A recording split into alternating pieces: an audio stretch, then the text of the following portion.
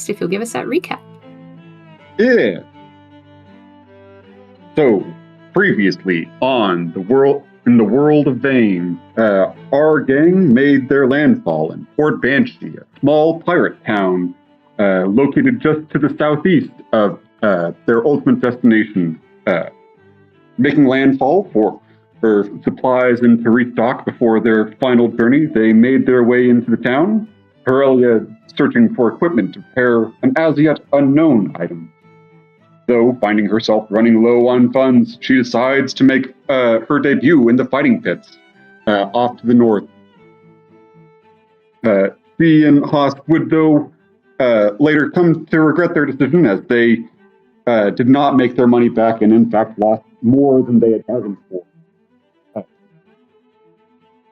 But while on their landfall, Haas and Soraya had met an unexpected figure, a man caged a caged man with no apparent animal qualities to his person, and accused of being a spy for the rebellion, and condemned to death, though there is shockingly little evidence to support the accusation. The town itself seems to not mind his imprisonment, and in fact, deems his natural features as basic cause for his death. Though all is not well for in Port Banshee, as even as they made landfall, a nearby pirate ship, suffering the woes of an encounter with the Churn, their crew had made. Lost my place. The crew had made plans to take the Destiny while our heroes were making their roundabouts in the marketplace. Though the watchful eyes and ears of the made sure that none of them were able to get on board of the Destiny, and after a brief stint, holding back several enemy combatants, was able to hold out until the rest of the crew was able to make it back and take down the enemy invaders. Now we find ourselves back in Port Banshee. Our crew's reward collected and the enemy's vanquished, as a new session of Testing the Waters begins. And we play our opening song, which I don't know what your opening song is for this, if we would have an opening song. We might one day. All right. Well, thank you for the recap. You get 1 inspiration and a new hat.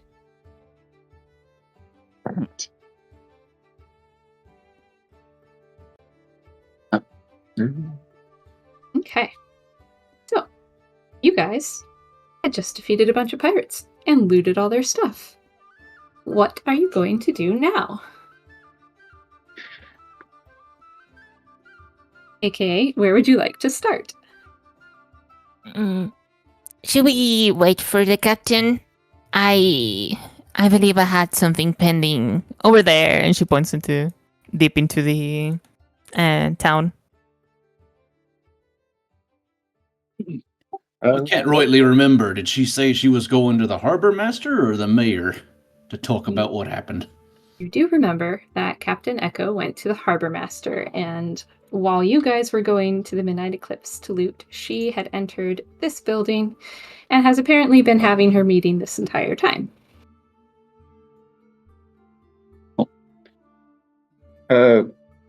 We can go to meet back up with Captain Danica if you have other business that you need to take care of, but I sense that she probably has things well in hand.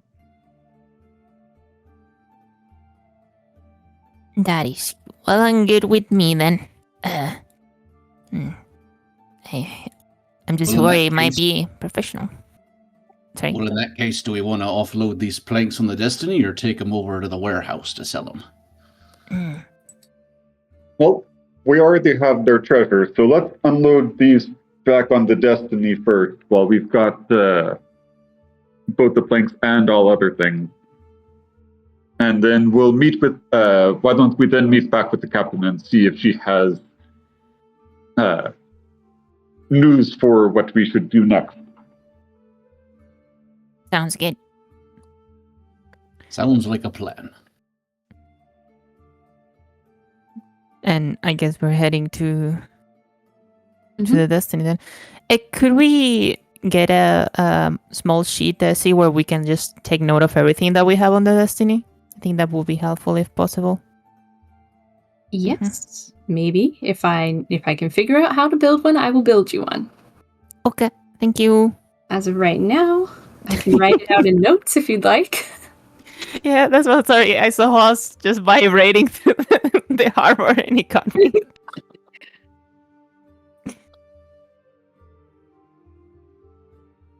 All right, give me just a minute to write it out.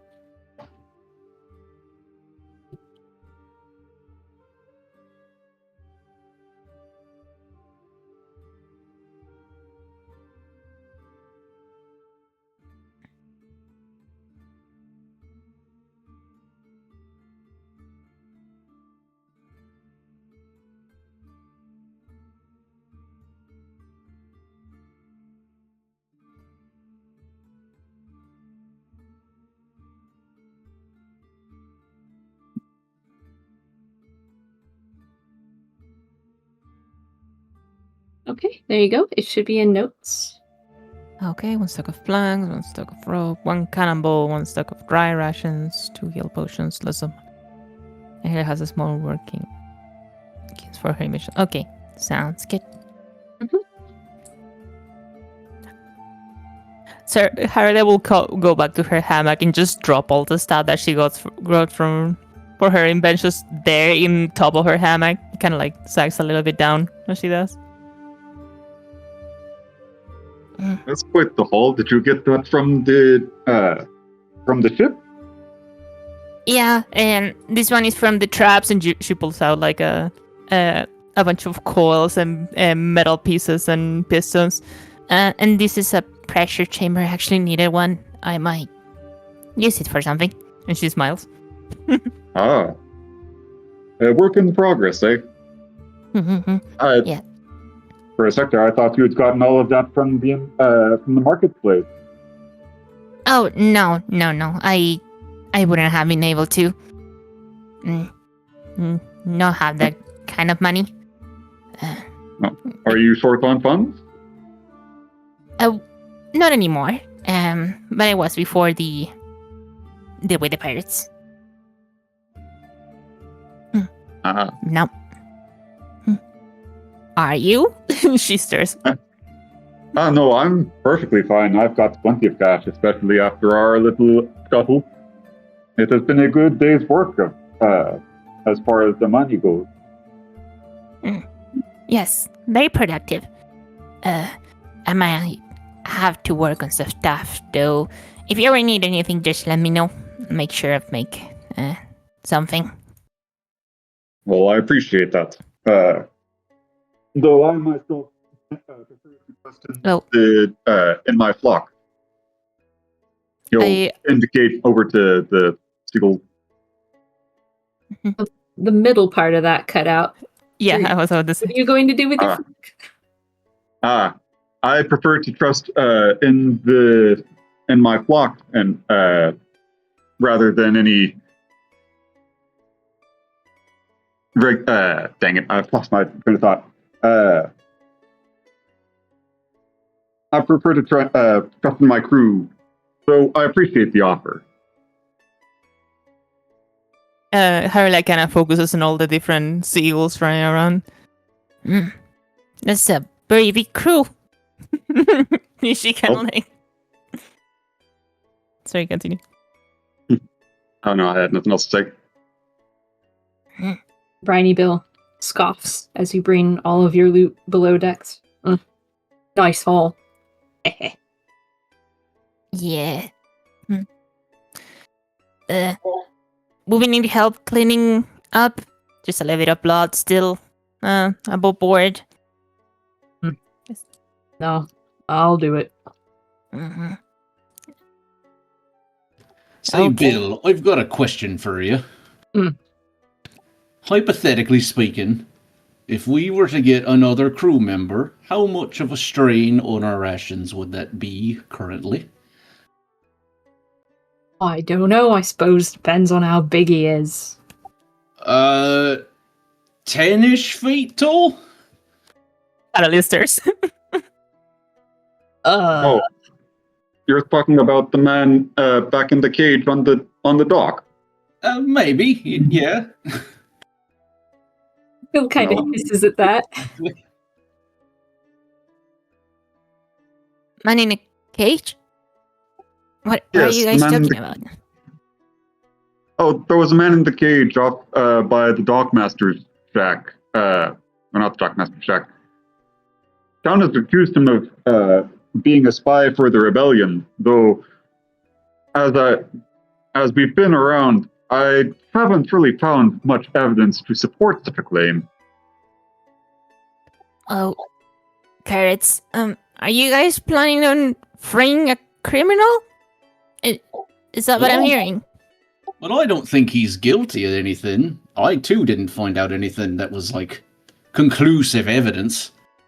When I was talking to May after she cleaned her clots, she said that there's nothing on this island that the rebellion would even want. So it seems like him washing up on shore after getting stuck in the churn seems way more likely. Well, I presume that would be true. You guys have talked to him personally? Not of this particular offer, no. Though it would probably end up being down to the harbor master if we were able to actually take him away. Though if I had to guess, I suspect the town would be glad to be rid of him one way or another. I He is I hope also so. wanted to get the captain's approval too, but she's currently in her meeting. So I wanted to see if it'd be too much of a strain on us if we took him along. Finally, a bit of sense. Well, another mouth is another mouth, but I suppose I could always water down the soup with a bit of more seawater, so, you know. And that extra barrel of dry rations will help. Anything in the market you need me to pick up? Nope, Nope. can't think of it.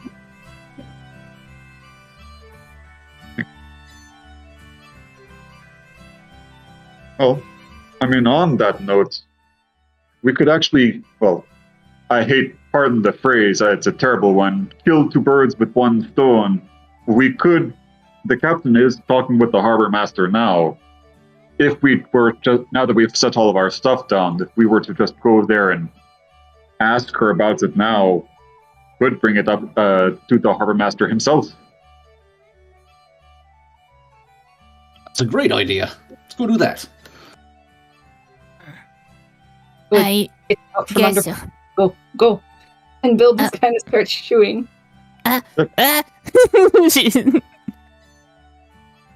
Okay, guess we're doing this. He will wave at Rob as he runs by. Curly, if you have reservations, please don't hesitate. As I assume, just kind of as a walk and talk. Well, I is still waiting for a piece that I ordered on the blacksmith. I don't know if they'll be done with that yet, but I should probably get him the rest of the cost. Just cover it. I see you are worried. Well, it hasn't been that long. But I understand that you need to, if you are itching to get back to him.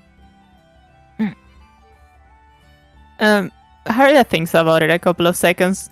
She seems to revolve a little bit around in her thoughts, but she doesn't seem to say much after that. And she seems a little bit concerned in some way. Yeah, I eventually I'll go there, but I do think that probably this is more important right now. And she kind of continues. I see. Resh, are you Just a thought. staying behind on the Destiny? I was going to kind of follow Bill around for a little bit. I know he was shooing everybody off the deck, but I'm going to see if I can observe him and see how he's recovering after that bout that he and I had on the upper deck. Mm-hmm. I do now have that healing skill, so I was going to see if Bill needed anything else or how he's recovering. It hasn't been that long. It hasn't. He seems to be a little bit stiff. He's kind of limping about. But other than that, he's just grumbling and going about his work like he usually does. He's grumbling less at you because you guys kind of bonded a little bit during that fight. He's just being Bill. I'll wait till everyone else kind of saunters off the ship, and I'll casually go up to Bill and say, Bill, I did notice that you did take a couple hard knocks there defending the ship. Are you still feeling fit? If there's anything wrong, I can take a look at it, see if I can help. Well, I suppose it's a little bit harder than I like to take a knock. I would much rather prefer to play dead. But, I suppose my leg's a little stiff. You wouldn't mind if I took a look at it there, would you? No. And he'll kind of just prop himself up on one of the chairs and stretch out his left leg. I will use my newly acquired healing skill that I got from leveling up, and I'll flavor it as though I am carefully trying to see if there's any sprains or kinks in his leg there, see if I can stretch it out, and knots out of his muscle and help him start feeling back to, if not normal, then closer to what he would normally be.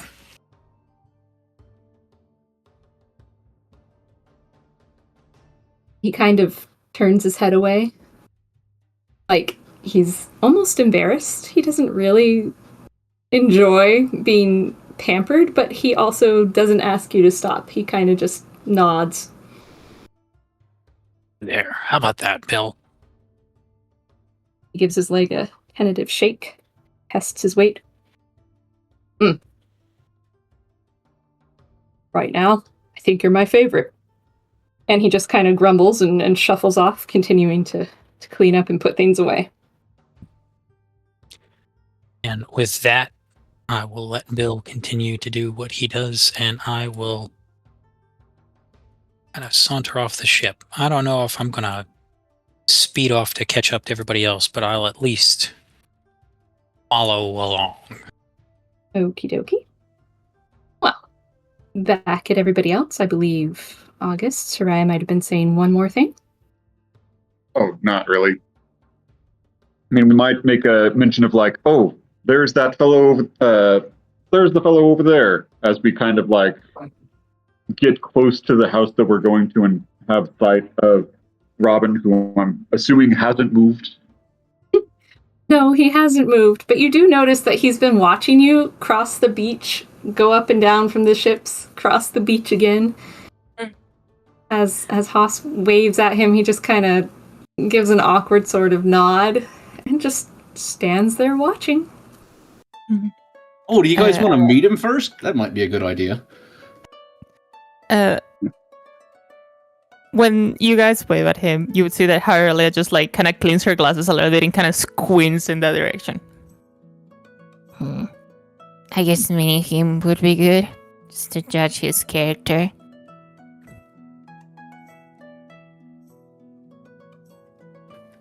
Oi, Rob. Hello again. Wanting to introduce you to, hopefully, the rest of the crew. This here's Aurelia, and over there's Daresh. Okay. Hello. Hello. My companions here seem a little convinced that you're a good guy. Have you ever felt a little bit of an itch for crime or something like that? She squints. Kind of moves her glasses up and down. Robin squints back. No.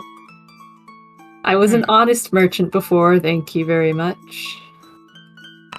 He just keeps squinting at him. He crosses his arms, convinced he's telling the truth. I see.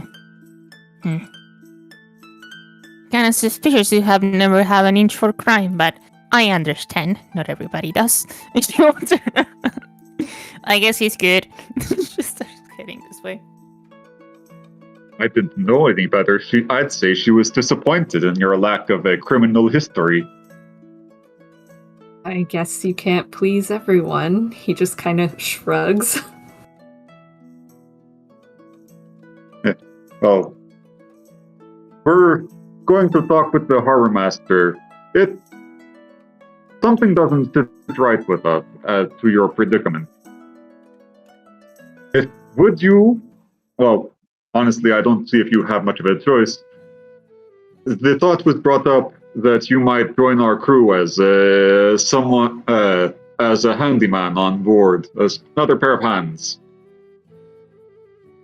Well, yes, you asked me that earlier, and Oh, did we? I actually forgotten. I forgot about board. it's okay. Yeah. I suppose if you've talked to your captain, anything is better than here.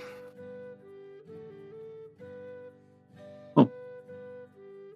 That's exactly what we were on our way to do, but I thought it best to point out, at least introduce you to our fellow crewmates. Mm-hmm. And he looks between all of you. So, how would you treat me if I was one of your crew? Well, for starters, probably wouldn't put you in a cage unless you deserved it, but...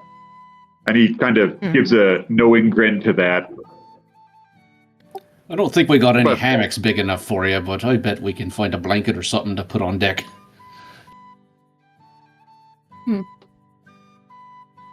Maybe able to make a new one.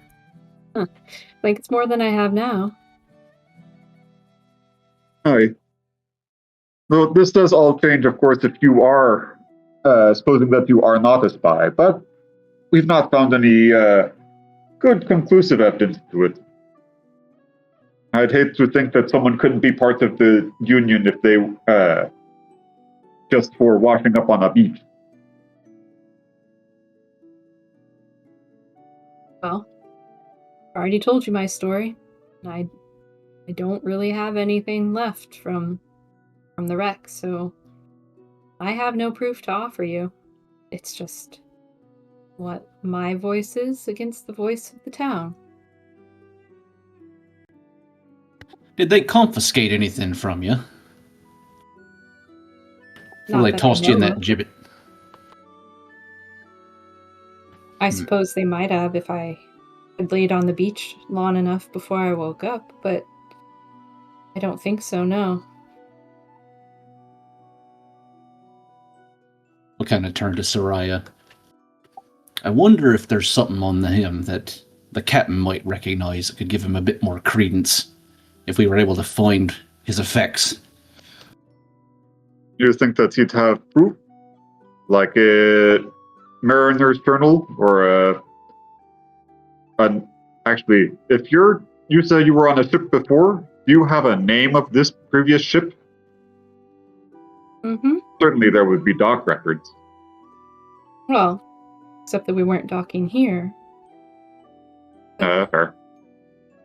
Yes. But We called ourselves the Seafoam. Seafoam. Would we know any about that seafoam thing?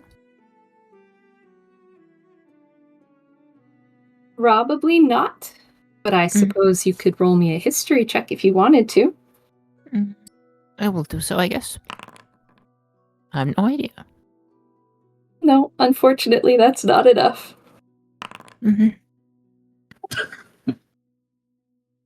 Definitely not enough. Sorry, Haas.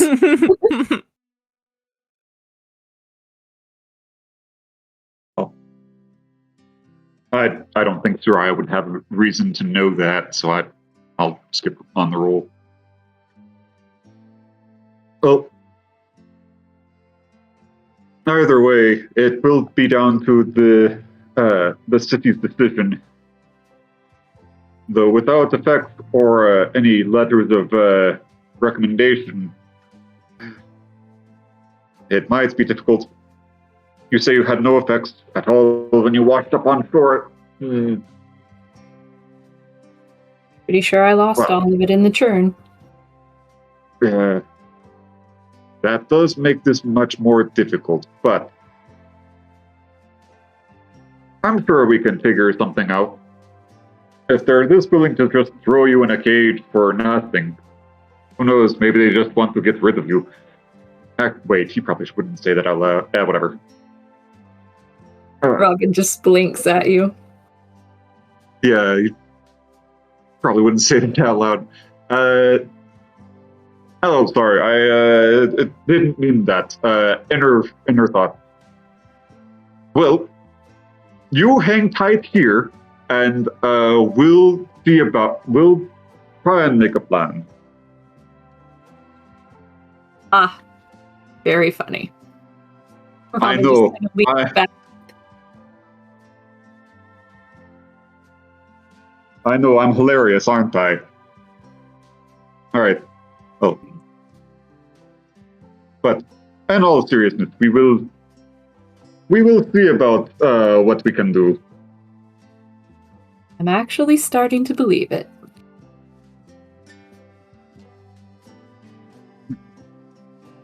All right, let's go talk to the captain.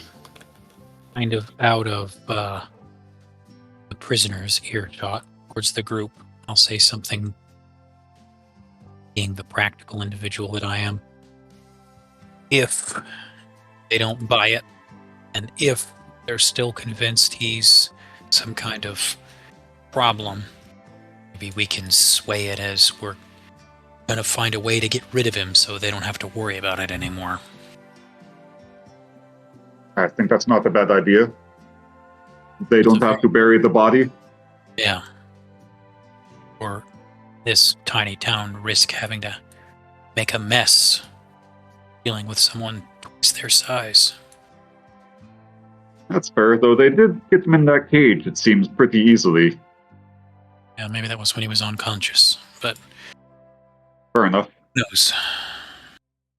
It's a backup plan. I'll let y'all handle the talking, but if all else fails... No, I think that is a good idea.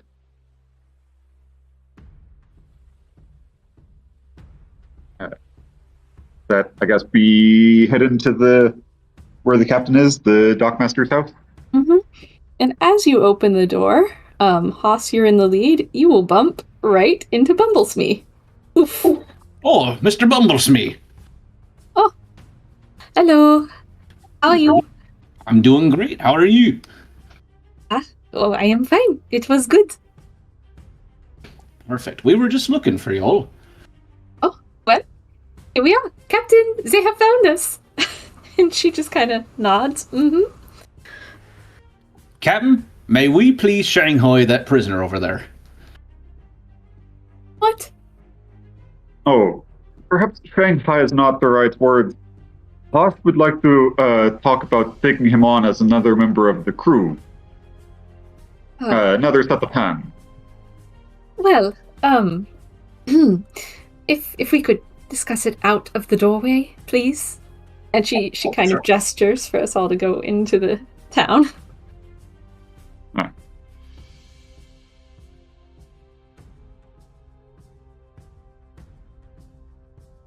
So, which prisoner exactly? What are you proposing? Oh, that man over there in the gibbets. Haas and I spoke to him earlier. It seems that he was washed ashore and was placed there under suspicion of being a spy for the rebellion. Though we've been doing some digging, and we really haven't come across any real evidence to support this claim, aside from his, well, not being like us. Yes, you mean because he's a furless. Yes. Mm-hmm. Though being as though he may be furless and separated from the blood of his ancestors, he seems to be a good man. And I must admit, Captain, it does trouble me that such penalties would be applied simply for him being. He has not done any. He so far has not done anything to deserve his fate. Not that we can find, at least. Mm. And how would you have me propose this to the Union? We are under hire as privateers, you know. He's not on the contract. Well, I imagine that he'd be very willing to take any position that is, say, temp work. He does not need to have a share of the final spoils, as he was not hired for that particular mission, but I think that you'd find him most agreeable to simply having food, a bunk, and not being in the cage. Well, surely any man in his position would want to be out of that position. How do you know that he can be trusted once freed? What if he really is a spy? That is the question. So far, unfortunately, we have not found definitive proof of such a thing, that he is not a spy. But by the similar thing, we have no evidence that he is a spy. What just doesn't quite add up, honestly. There's nothing here that the rebellion would want, from what I've gathered. So why would they send a spy? And one half dead and drowned and naked on the shore? I suppose. Did he mention where he's from? What he was doing? Before he washed ashore? He told us that he was a merchant carrying some spices on a ship called the Sea Foam, if I remember right. And if nothing else, we could chalk him up to being a rescue from a merchant vessel, because he technically would be, once we get some more details from him. Get some food in his belly that isn't, bird seed.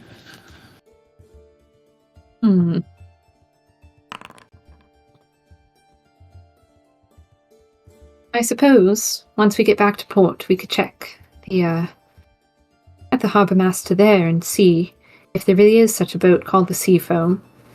I do know that, well, several merchants do berth in and out of Eastmore, and a few of them do carry spices. Perhaps. But, well, who exactly is going to persuade the governor? Are you expecting me to do it? Well, first we need to have your say-so. It is your ship. So if you agreed to it, we could have... Well, it is your ship, so it might fall down to you, but as it is our idea, we could take it on if you do not wish to have to bear that burden. I mostly just wanted to make sure you'd be okay if he turned up on deck one way or another. I suppose. I'm not entirely fond of furthest myself. They don't tend to be as useful. But I suppose I have no other qualms with it. As long as he's twice the size of any of us. The captain has a point, but we are on a mission from the Union. I find that the cause of the Union is unity. We, as a crew of different individuals, is proof of that. His addition,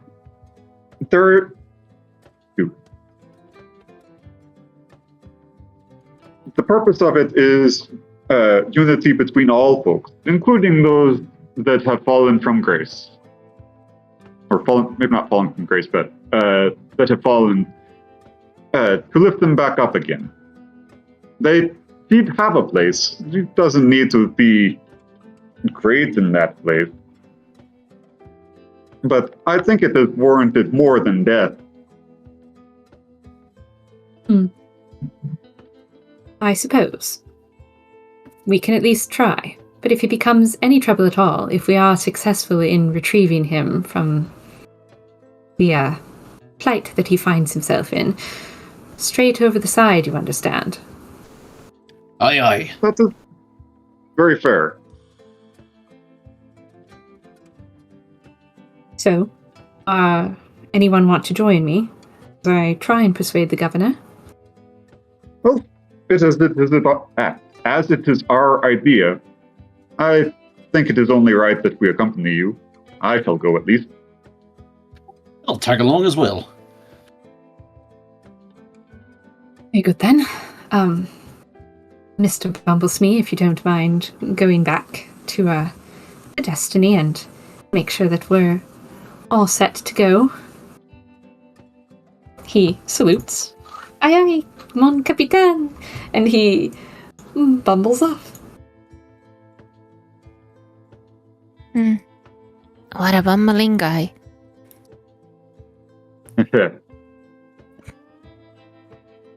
Very hard worker, though. Busy as a bee, one might say. Indeed. Well, we should make haste. Nice. Oh. Did you just finish meeting with the harbor master? Oh yes. He was actually quite pleased. He hadn't been happy with that ship anyway, whenever we docked, and was quite pleased that we had cleaned it up for him instead of having to involve the town in that sort of affair. There was a small fine for firing the cannon unannounced and disturbing the peace, but I managed to convince him that he could keep the ship as spoils as long as we could take our fair share of the loot beforehand for doing the job. And he found that agreeable, so it's all paid off, all settled. Fair enough. Well, we have already looted the ship. The spoils are back on the Destiny. Oh, brilliant. Back on the second deck. Very good. I do appreciate your initiative as a crew. Just doing our duty. A pleasure to help. Very well then. Off we go. If there's no further business to discuss. Not as of yet. This was the main thing that we wished to talk to you about. Mm-hmm. And she will lead the way through town to the governor's building. As you guys are heading to the governor's building, as we pass through this, Harley's gonna look indecisive in between both directions. We can make a stop if you're... if you need to resolve your business. Maybe later. And she continues heading this way. She looks a little bit flustered when you say that. You don't need to worry. Robin's not going anywhere, so I guess neither is the blacksmith. Oh, but I guess that's true.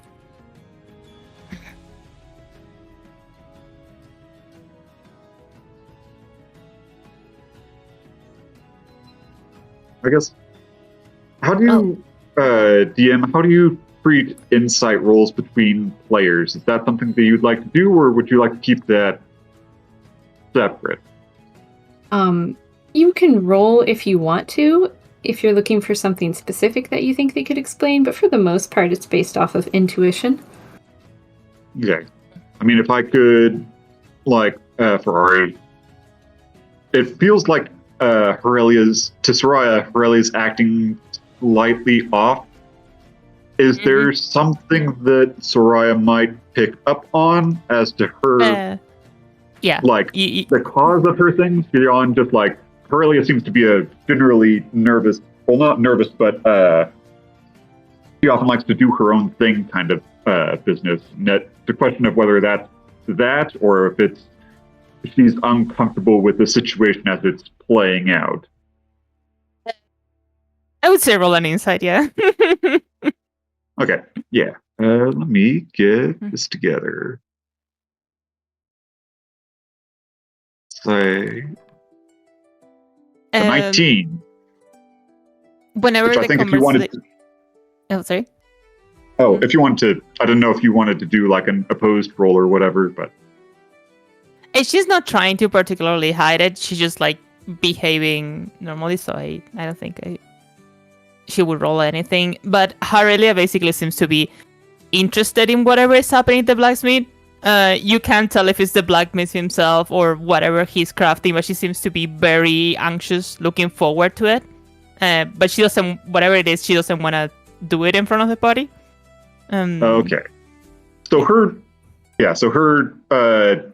attention seems to be drawn more to her personal project than, oh, we're about to rescue a suspected spy kind of thing. Okay. She's in for the ride here, but it doesn't seem to be her priority right now. Okay. That was it. Okay, sounds good. Is there something I should know before meeting with the governor? Like something I shouldn't do or say? I mean, don't draw your weapons, I'd say. Probably a good idea. Be Okay. polite, courteous. I've never met the man. You have. Or met the woman. man. Oh wait, I did meet I met his guards at the bottom floor. You met him. He was sitting at the table. He's the one who said he didn't know. And you've met his secretary. Oh, I thought I met his secretary and guards. No, you met him. Oh, well, whoops.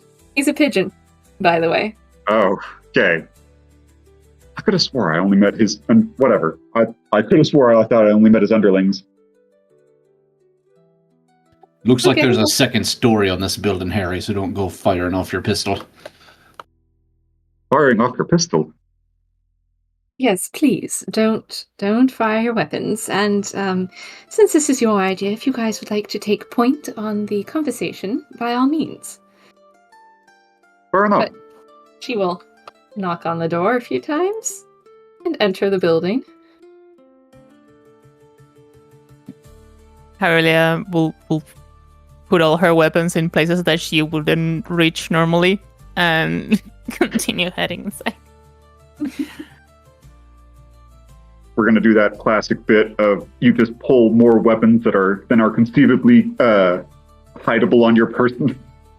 Yeah, you see her like pull all sorts of like different things that are still like on building process. You would see like a small like drum filled with vials and cables and everything that seems to be sticking out. Kind of looks like a bomb, and she places it on top of the desk and she keeps pulling out stuff after stuff.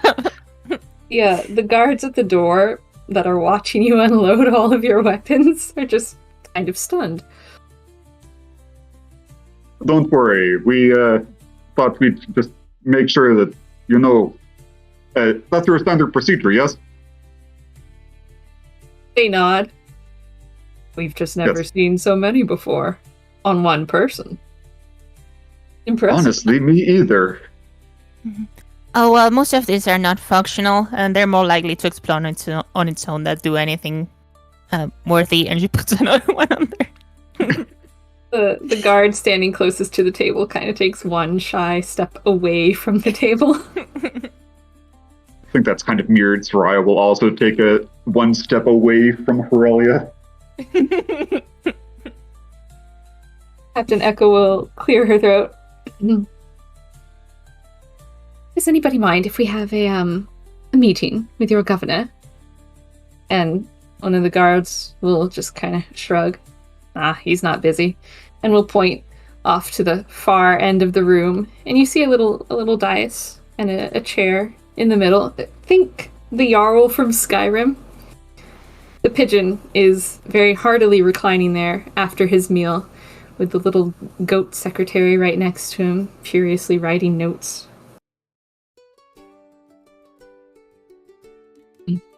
Thank you, says Captain Echo. After you. And she'll just Thank you. point the way. Well, boss, would you like to lead this, or shall I? I'll take a crack at it. Fair enough. Your governess. May we please recruit that prisoner. He looks up from his reclining pose with a... What?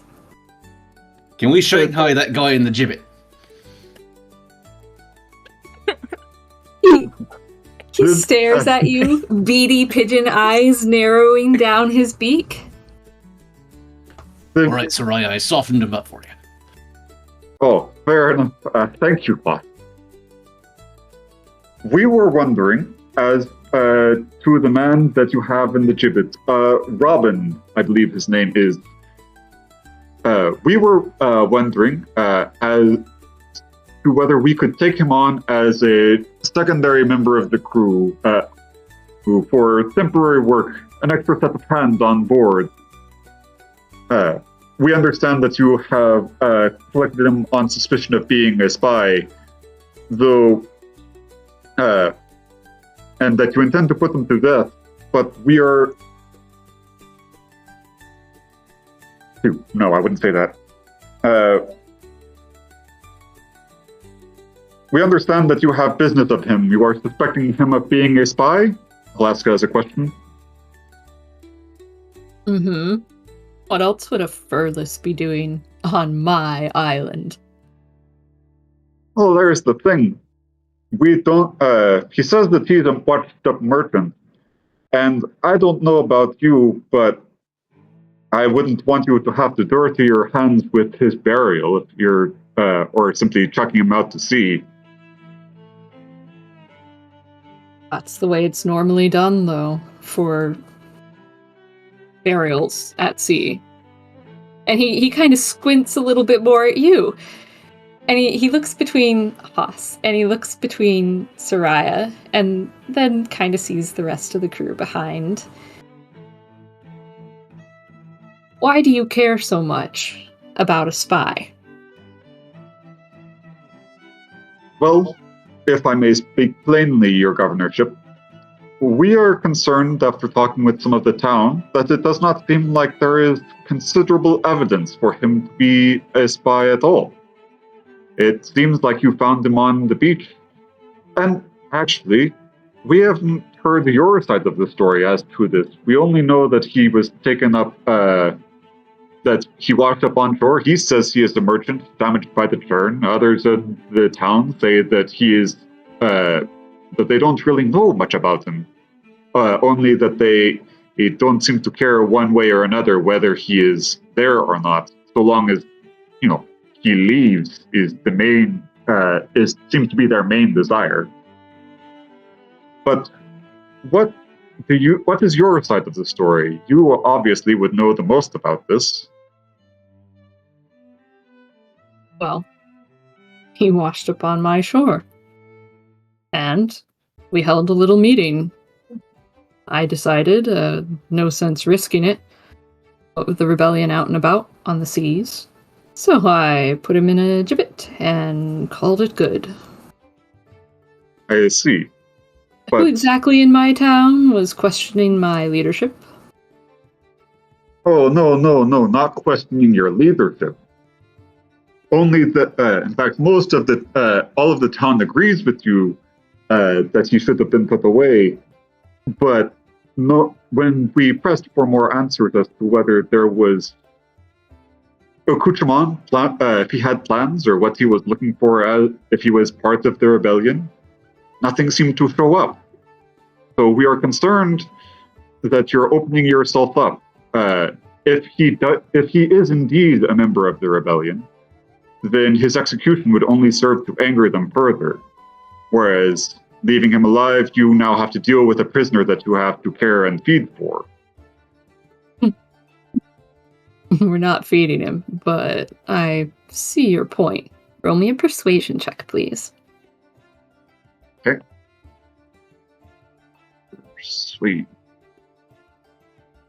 Come on. About as well as I could have done that, based on how I actually spoke that. He says, nonetheless, I don't see any reason to change my original ruling. It's already being taken care of. I think I did a good job. And he pats his pigeon belly. Perhaps his sentence can remain the same. Perhaps he'll still be put to death, but death by exile. And we will save you the trouble of having to dispose of such a large and potentially dangerous specimen. We will transport him far away from your town, and you will not have to worry about him again.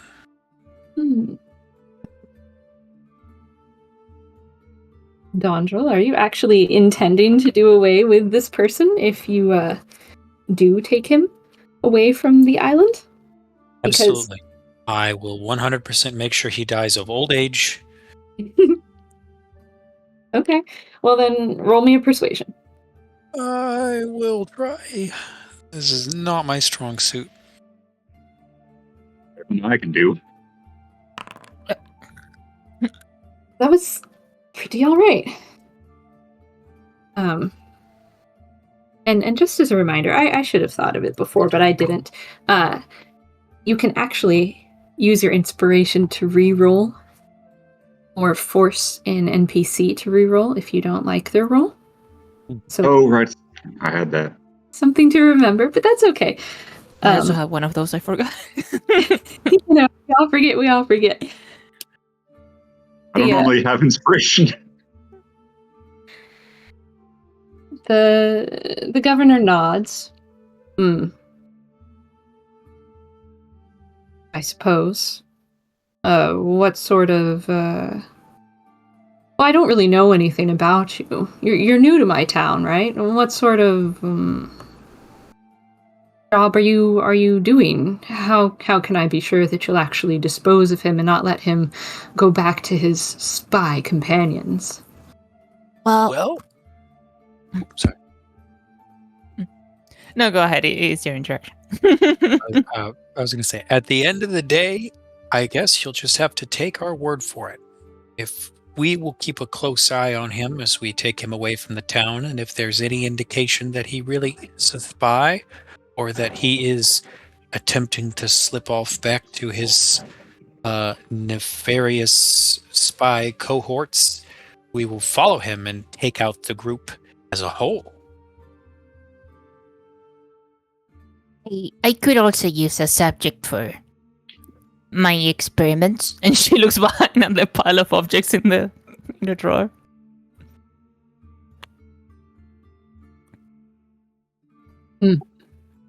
Well, all right, fine. I suppose as long as I don't have to be the one to shove him into the ocean at the end of the day, all the better. And getting him out of the town means that I'll have been doing an even better job for my town, right? And he kind of wiggles his eyebrows. Absolutely. I bet they'd all chip in and get you a nice big powdered wig. All right. And he nudges his secretary. Make a note. They can take him. Of course, we'll make sure that it doesn't cause you any trouble. Just let me know when you'd like him to be loaded onto your ship. And Echo will nod. We'll be leaving in just about probably a few hours, if you don't mind. We'd like to stop for lunch, and then I believe we'll load the rest of our shopping onto our ship and be ready to go. The governor nods. All right, we'll have him ready in a few hours. Very well. Thank you very much for your time. You'll give a very polite bow to the governor. You have a wonderful town, and you take very good care of it. He nods. He gives one of those waves in a circle motion with his wing. Yes, of course, indeed. Mm-hmm.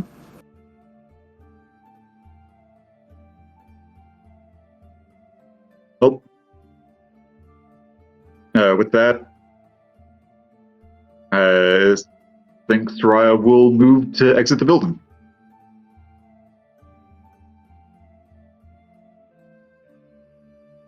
Well, that went well.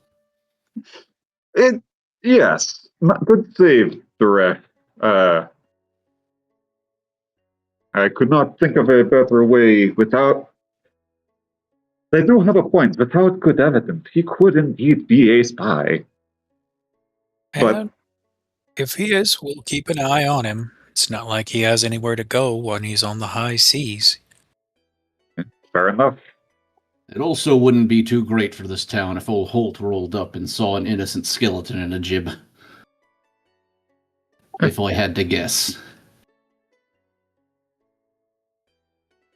Pardon me for asking, but how would they know that the skeleton was innocent? I don't think it'd matter to them. I think the skeleton would be innocent, but I don't think it'd matter to them. I guess that's a point. Really a most interesting crew. I'm going to see to the loading of the supplies that I purchased onto the boat, and I'll meet you in the tavern for lunch, as previously discussed. You're still free to roam about if you wish, but we do only have a few more hours, and then we'll be sailing with the tide. Thank you, Captain. Fair enough. Thank you, Captain. She'll nod and go off on her way. I do have some business to attend myself. Is there something you guys need me before that? No, not in particular. Not on mine. Hoss, Brett, you have anything? No, I think I'm going to go to the tavern and just take a load off. Fair enough. You don't want to see what the blacksmith has going on? He'll look, take a look at Aurelia. I don't know, it seems like there might be something funny going on there. I wonder if maybe I should pay him a visit myself. Harla kind of like moves both of her ears down. She looks a little bit nervous.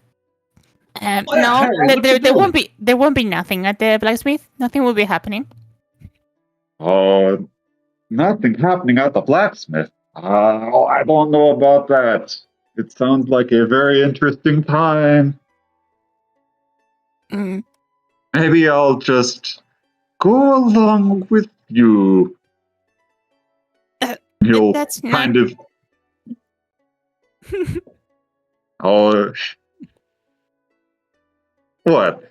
You don't want me to go along to see? Are you worried about what I might see? No. I'm not. I'm not worried about what you might see. Maybe about what you might hear, but...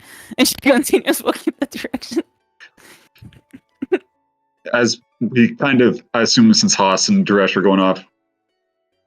Okay, now that they're gone, it's okay, Aurelia. I understand. I just wanted to pull your leg. They say rabbit's feet are lucky, and I wanted to catch a bit of luck myself.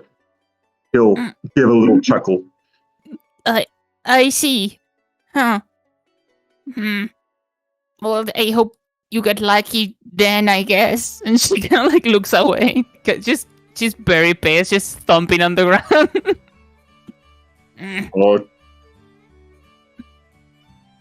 Don't take it personally, Hurley. It was a joke. Look, go if you want to keep it private. I understand. I'll catch you back in the tavern later. Oh, thank you. I appreciate that. And she gives a small bow, Antoria. And she seems a little bit happier. Yeah. Well, then I'll go my way. And she starts hopping this direction. She doesn't seem to be looking behind her as she strides across. Soraya will kind of give a knowing nod and a little smile, just to mess with Aurelia a bit, but then will keep his promise and walk the other way towards where Haas and Duresh had kind of wandered off to. We will go with the fellows first. So, gentlemen, what are you up to? So he's like 10 feet tall, right? Roughly. I didn't get a good look at him. I don't think we got any weapons for him that would fit his hands. That is a good point.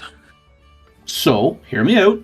What if we head over to the Midnight Eclipse and we liberate a cannon for him to hold? What's this about a cannon for him to hold? As Sora, I think, kind of walks up from his conversation with Aurelia. I think it'd be really cool if Rob had a cannon. Perhaps we should see if he has any talent for shooting before we laden him with one. Oh, that's a good point. He's got a fair point. If you're worried about him doing fighting with weaponry, honestly, his hands are big enough he could just swing those around. Or just get a big enough piece of wood. Wouldn't hurt. If he has any particular skills, it might be a good idea to pick up something he'd be good with. He says he's a merchant, so whether he has fighting skills or not, may need to be seen. I lean in towards my feathered friend here and say, I've been a merchant many a time.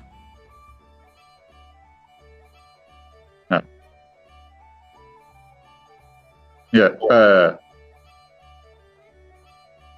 dude, I don't know how to respond to that. Fair. Well, let's go pick his brain and see what he'd prefer.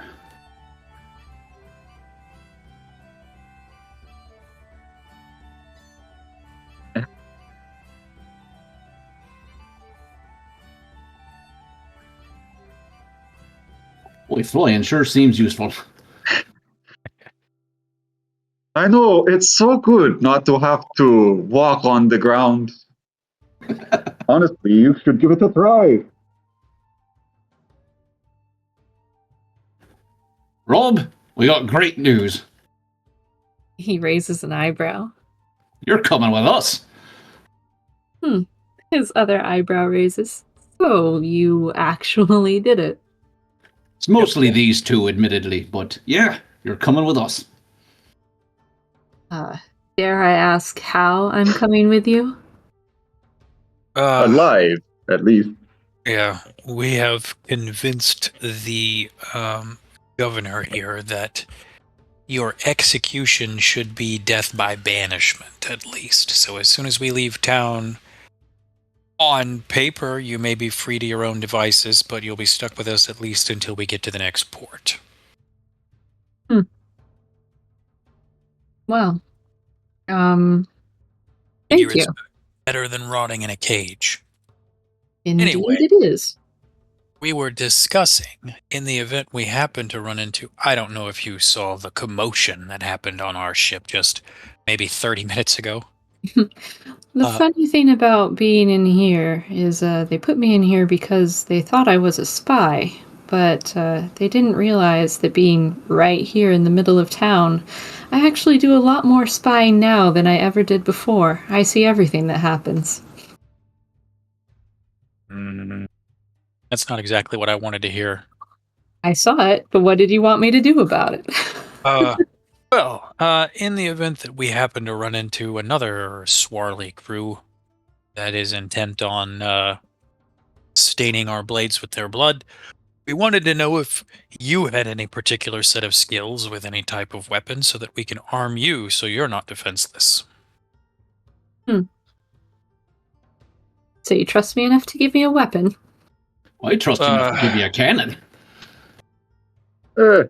Rob just kind of looks over at Haas. Okay. Perhaps we figure it would be good to have something on hand in case we were desperate enough that we needed you to use it. Fair Let's enough. put it that way. More to the point, it would be good to know what skills you have in general. Well, before spending the better part of a week wasting away in this cage, and he kind of taps the bars with his knuckles. I would have said that I was decently strong. I was one of the hands who would help lift more of the heavier sorts of parcels and packages that we would be stocking on our ship. Sometimes I could lift them single-handedly, so I suppose anything that takes a lot of strength to swing about, I could work pretty all right with that. I'm not sure that a cannon would be best.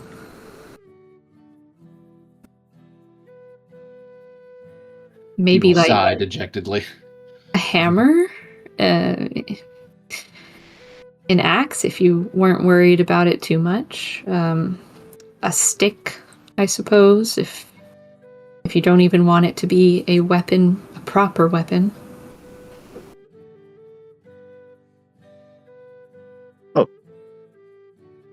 Fair enough. But it's good to know that you're at least strong and pull an oar if we needed to. Well, used to be. Might need a little bit of a rest, a little bit of food, perhaps, but yes, essentially. Strong enough. Right.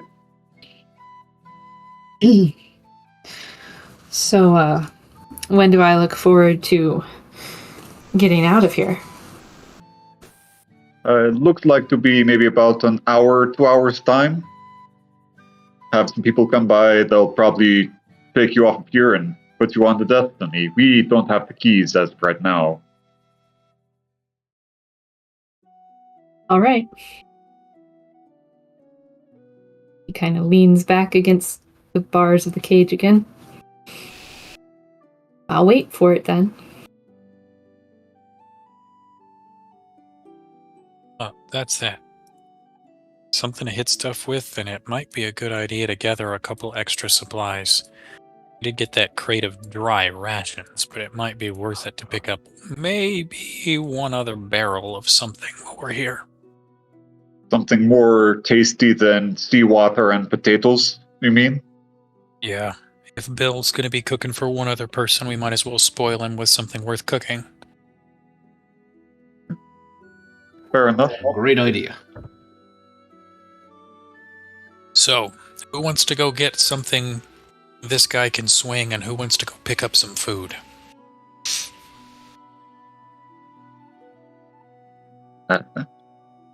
I'll head over to the blacksmith and see if he's got anything huge. All right. Then?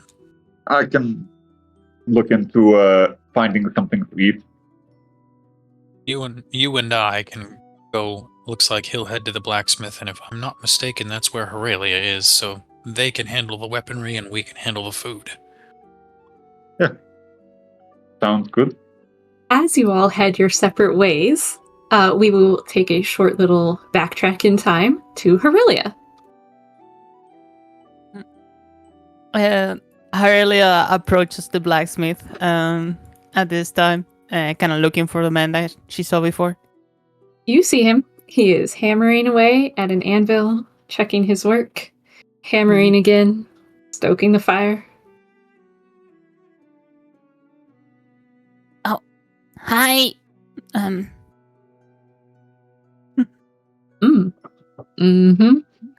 You're back. Yes. I wanted to know if my request was done. I have the rest of the money here, and she will pull out the 5 gold that she was owing him. I see you were lucky enough in the fight or the game, I suppose. Oh, well, you know. She kind of like looks flustered to the side.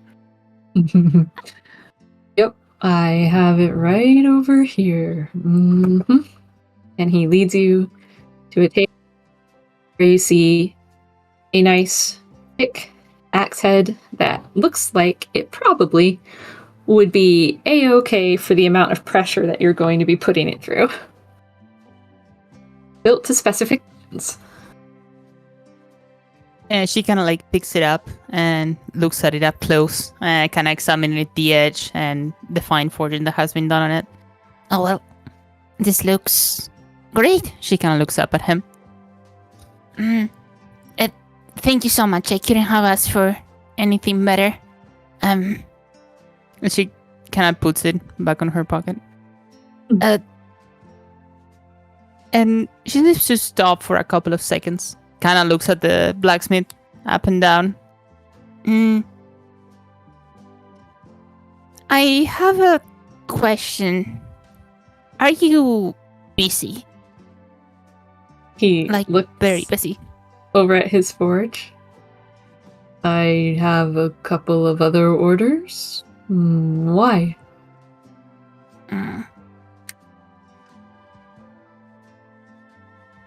Well, I was looking at your crafting, and you seem to be very good at it, and I was wondering if maybe perhaps, And she gets a little bit closer when she says the next thing. you want to craft something with me. She kind of looks at him, making him eyes. He looks down and looks kind of around the town. I suppose it's been a while since I've had good company. She nods along. I see. If that's something you're certain you want to craft with me, I suppose I could shut down the shop for an early lunch. Teach you a thing or two. I wouldn't like anything else. She nods along. Well, and he'll go and he'll start shuttering his forge and kind of banking it so it doesn't lose any heat, but so it also doesn't just keep going. My name is Marvin. Hardly. A pleasure. She kind of whips to him. Nice to meet you. I have a room upstairs above the forge. I'll follow you. And she starts heading behind him. He opens a door in the back, and it leads to a staircase. After you. She proceeds and enters and goes upstairs. And he hangs a little sign out on the outside of his forge that says, "Out to lunch. Be back shortly." And he goes upstairs as well. And with that, we'll go back to the boys. Oh no.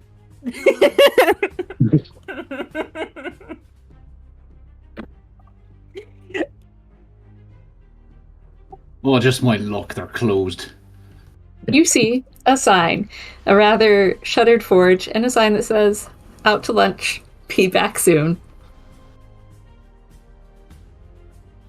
Can does he have like any stock on display still so that I can like size up any potential purposes? Yeah, he's got a little weapons rack and a couple of barrels and a couple of wheels, the rims and the axles and stuff that you need metal bits for.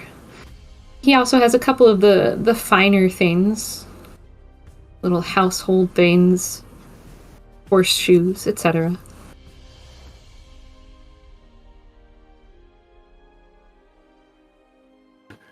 Well, I guess I'll try after lunch then.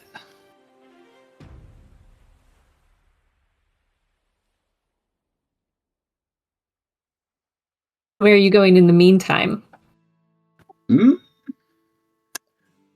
I guess I'll meet back up with the guys at the market. Okay.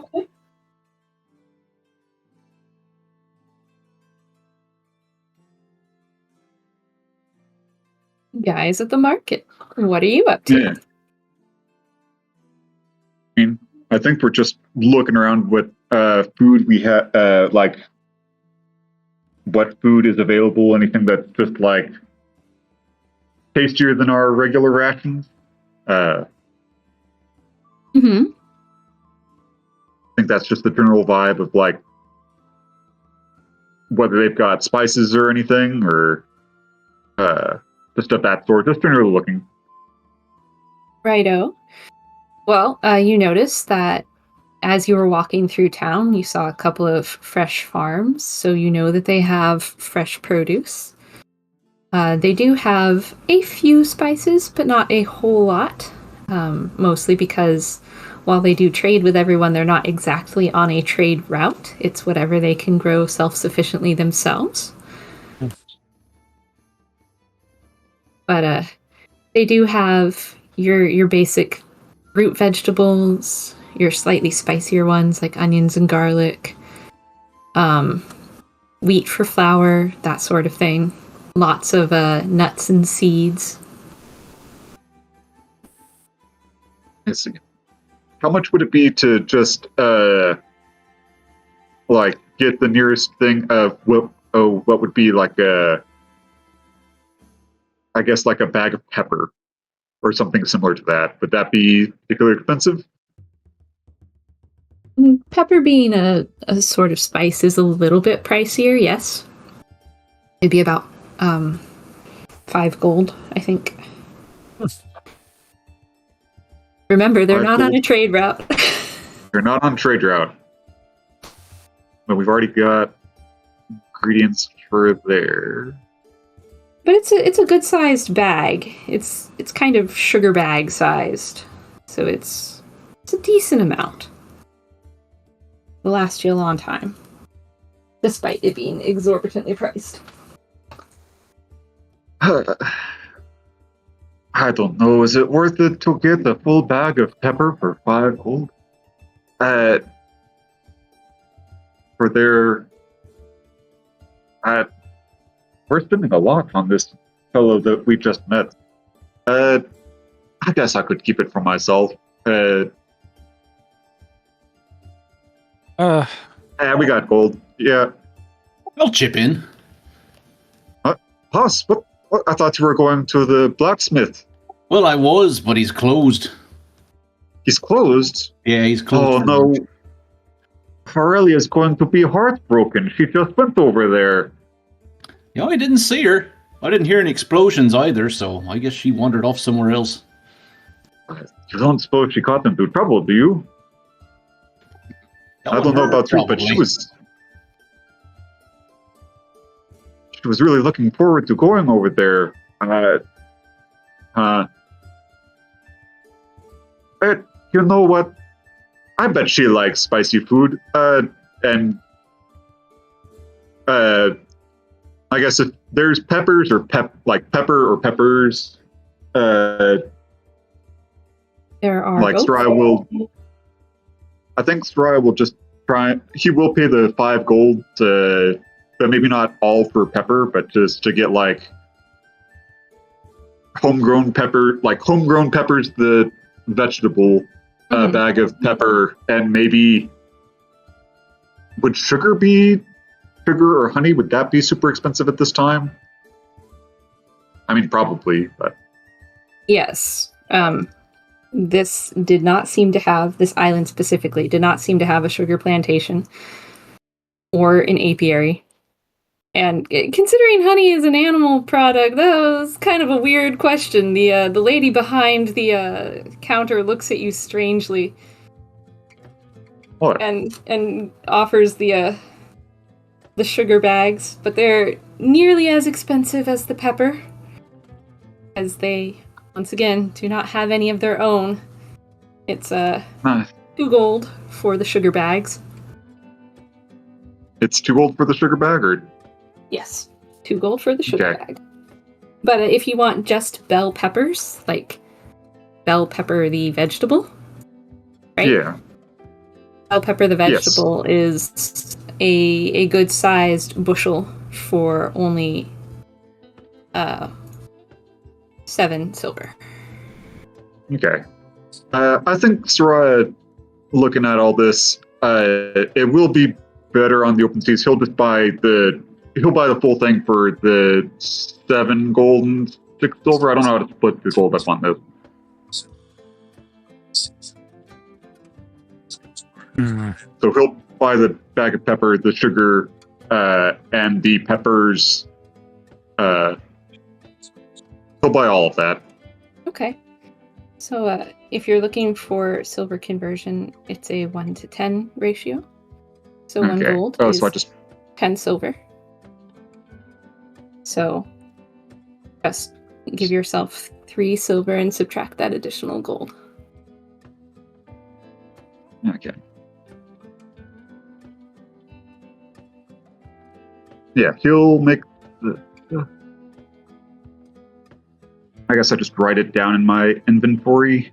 Yeah, on your little backpack tab on your character sheet, you'll Yep, notice you've got gold and silver and copper zones, and you can just write the total there. Subtract and add. Yeah. Okay, so he did that, and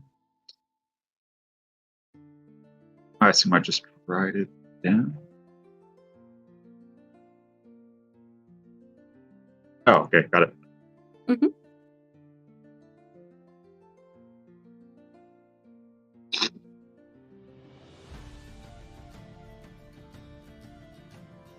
Well, All right. So you're buying food and spices. Good. yes. Well, I'd hate to think that Aurelia didn't get half her stuff. Maybe we'll make something good for this evening. The whole bit, merchant, if you please, and he'll just grab it. The merchant will nod and count you your change. A few extra silver for that gold. There you go. Yep. And she'll hand over a nice sized barrel of bell peppers and 1 bag of pepper and 1 slightly larger bag of sugar.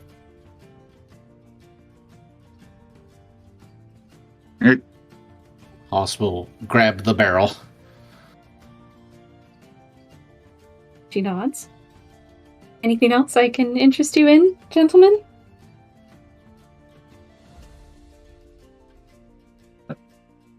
Is there? You did say there was like a bag of flour. Mm-hmm. Would we have noticed? Was Bill? Did he have a stock of flour or anything on the boat? Would we have noticed that? You would have noticed, yes, if you'd help him cook. I'm not sure that you did, but the other 2 with you would have noticed. And he does have a small amount of flour, but most of it is in the form of bread products, that is, of hardtack and crackers and dried, preserved types of food.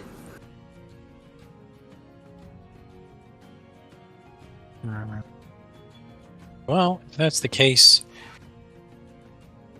I don't know if we want to laden Bill down with too much, but we might as well bring a little bit extra. How much for a moderate reserve of flour? Well, a pound of flour is 2 copper. So half a pound would be 1 copper. Alrighty. Well, go ahead and make it easy, and I'll go ahead and spend a solid silver on reserves of flour there. All right, a whole silver. Very nice. She hands you a crate with several bags of flour in it. Small bags, none of the large kind of sawmill bags, just small ones.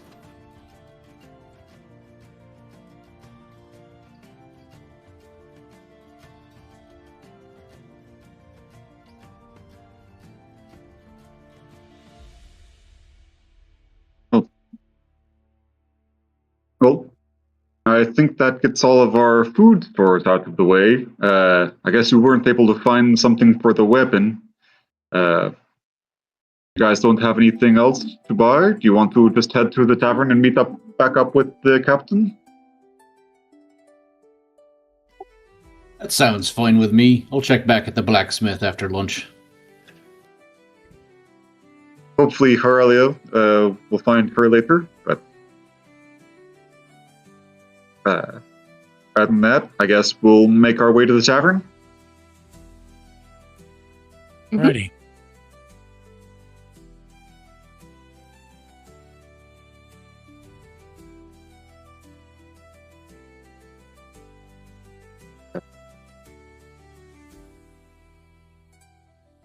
But yeah, head off to the tavern.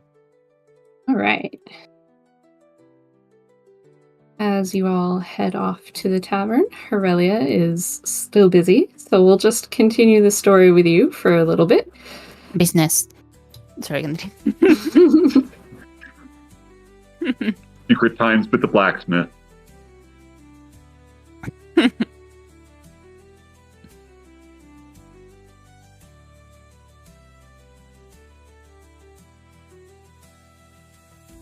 It's just about nearing noon as you guys go back to the tavern. As you walk in, you'll notice that there are a few patrons off at this table and a few patrons over at this table, even though they don't have tokens. And the painted dog happens to be serving them some mugs of beer. She looks up as you enter, and her eyes kind of sparkle, seeing Soraya come back. You see another maid, and presumably the owner of the tavern, off at the bar. 2 tables appear to be empty, though, if you'd like to sit.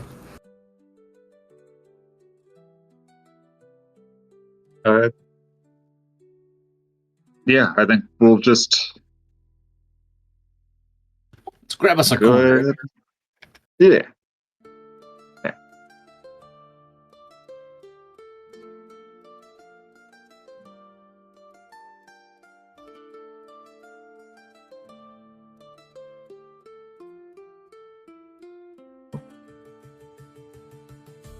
This butterfly will come on over.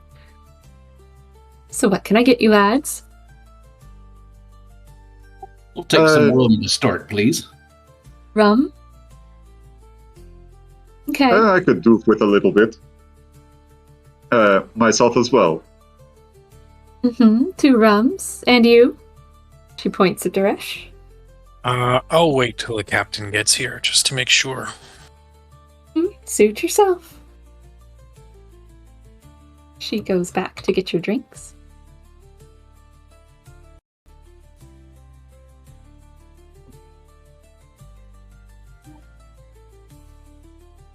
You think they got good French fries here? Don't say that word. Oh, sorry. Look. He looks around and notices that he doesn't have Pico or any of his other seagulls around. Look, it's a dangerous word right there. Can't be saying that around my crew. And you can kind of see 1,000 yards there. You wouldn't want to see them when they hear that word. If it's anything like what you did to that enemy captain, then I don't want to hear it either. It's worse. I've seen things, Hoth. Things a man should never see. I can never look at my flock the same way again after that.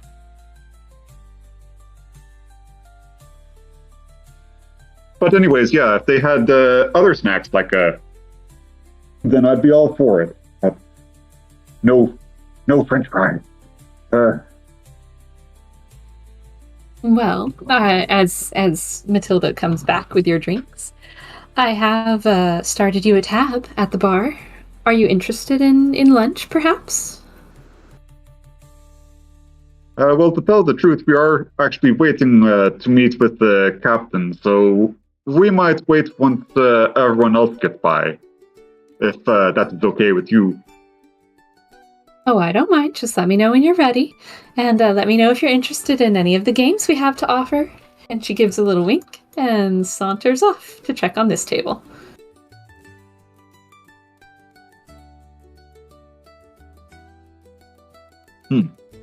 Games, Troy will give a look over at the other table. Raya, you notice that this fellow, the snake in the back corner, is shuffling a deck of cards. Or actually, he's rolling some dice. Sorry. And Weasel next to him is shuffling a deck of cards. a high tide snake, and a low tide weasel. And on the wall of the tavern, you notice a dartboard.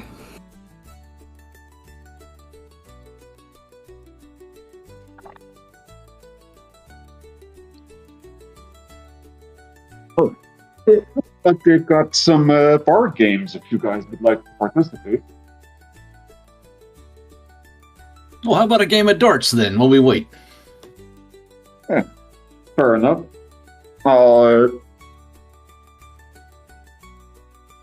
Anything that you want to wager? Or just a friendly game? No, I'm perfectly fine with that. But a friendly game, and if we find ourselves a good challenge, then we can spice it up. Fair enough. I Resh, myself you have want in on already... this? I'll hold the table down. All right, all right.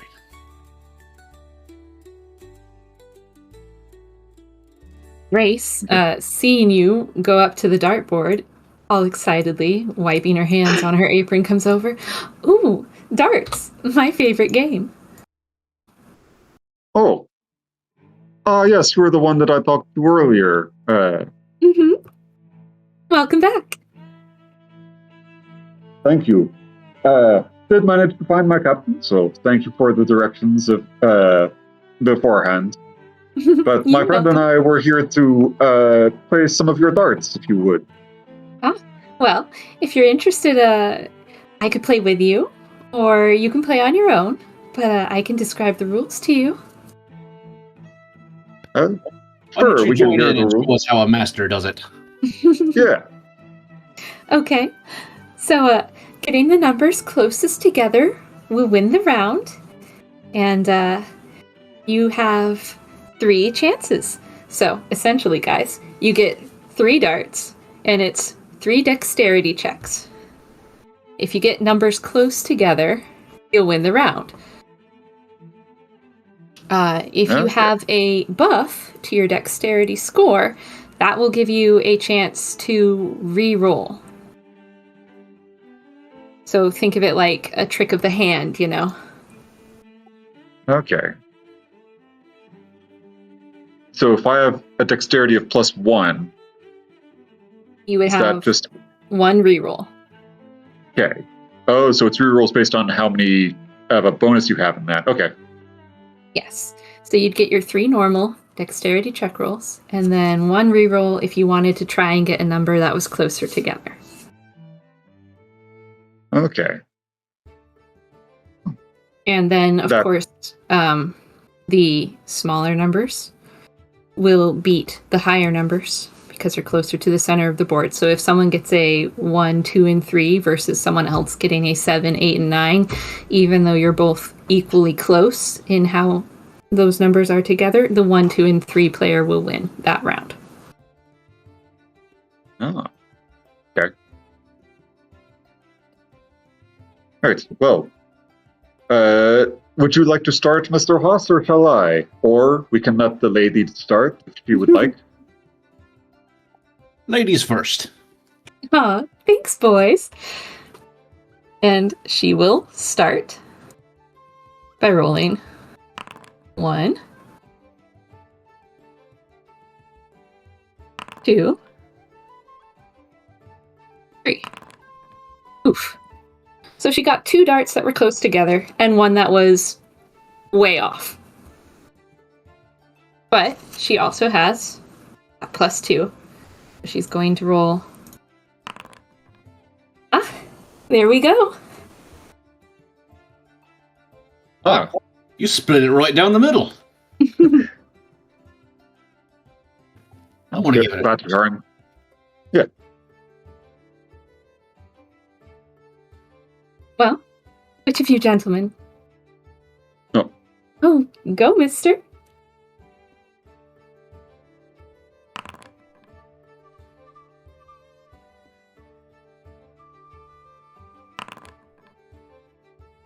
Would you like to re-roll that 15?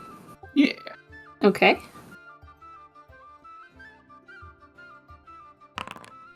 Oof.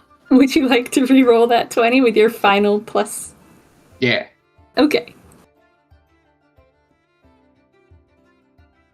He'll focus as much as he can. Oh. Harder than it looks. Yeah, not a bad shot, but we'll see if I can do anything. Still. Get back. Let's check.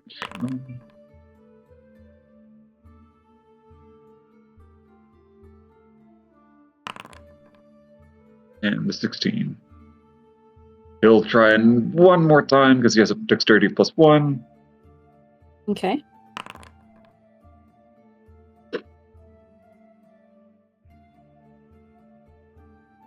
Oh, it just shoots all over the board. Well, I'm glad that we're not playing for money, as I think that you guys have me beat. And I would have beaten both of you. It's okay, it's your first try. Would you like to play for money, though? Alright, let's see you earn a tip. Grace will put 5 copper down. Haas will match that. Why not? Already spent enough on pepper. You still want me to go first? Why not? Gentlemen, I will let you know a little secret. You are allowed to cheat, if you think you can. Oh? If you can beat a deception check, you can potentially distract Grace and get her to look away from the board if you wish to change one of your numbers. But don't get caught. Just a little heads up, just so you know. Is she allowed to cheat? She is, but you get the feeling that she is not going to cheat this round. She's going to play honestly, since you're still new to the game. So here go her rolls. Whew. She's really good at so this. Powerful. She'll keep the 11. The 11 is close enough.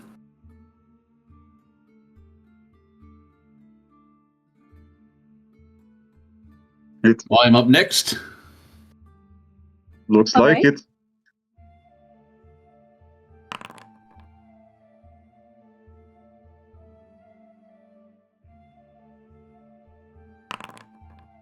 Oh.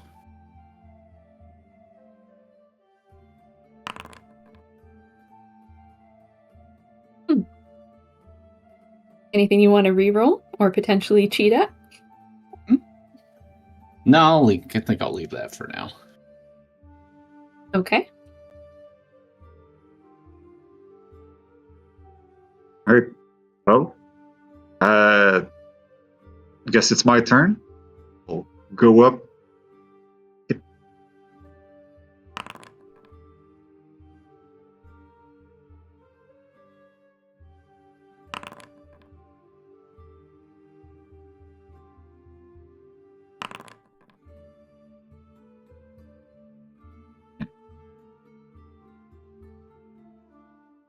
Trying to reroll that one. I think I might be getting worse at this. Aw. Sorry. I haven't even touched me wrong. And Haas, although you were very, very close with your numbers because you're in the 20s and she's in the single digits, she unfortunately wins. I can see why you like this one. My father used to play darts with me growing up. Something to do outside. Keep me entertained. She'll pocket the 15 copper.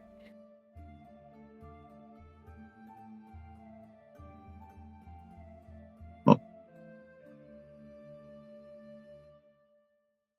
are those Thanks boys for the over tip, there? gentlemen. Oh, sorry. Go ahead. Oh, no problem.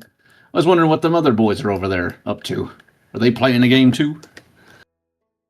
Oh, sure. Everyone here likes to play games. I'm sure you could introduce yourselves if you want to, but I unfortunately have to get back to my job. Thank you for entertaining us. Of course. And she curtsies and just kind of skips away, off to cook. At this time, you'll notice two people come through the door. It happens to be Danica and Bumblesmee. They look around for a bit, and then noticing Suresh in the corner and you two standing up over there, they'll come and join at the table.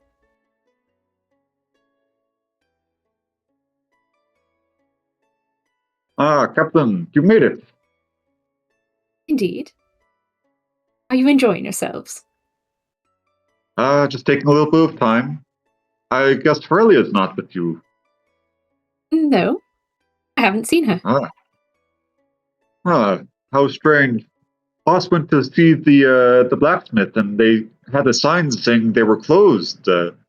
Last I saw, Ferelia was going off to the blacksmith. I hope she's okay. We've not seen her for a bit. Can't imagine where she would have gone.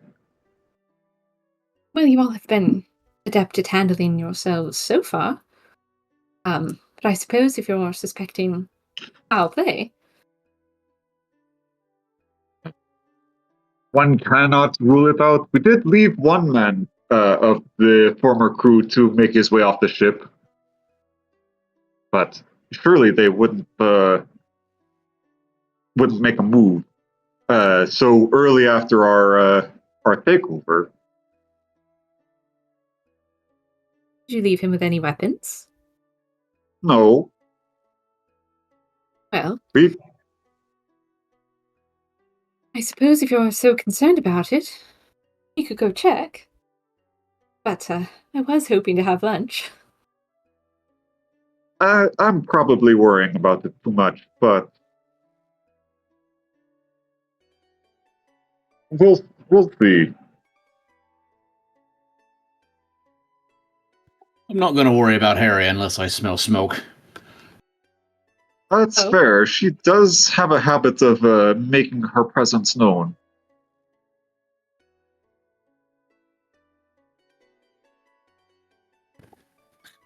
Should we smell for smoke? Oh yeah. Do we smell smoke? Do you? Roll me a perception check. Okay. There it is. Perception. The 10 for me.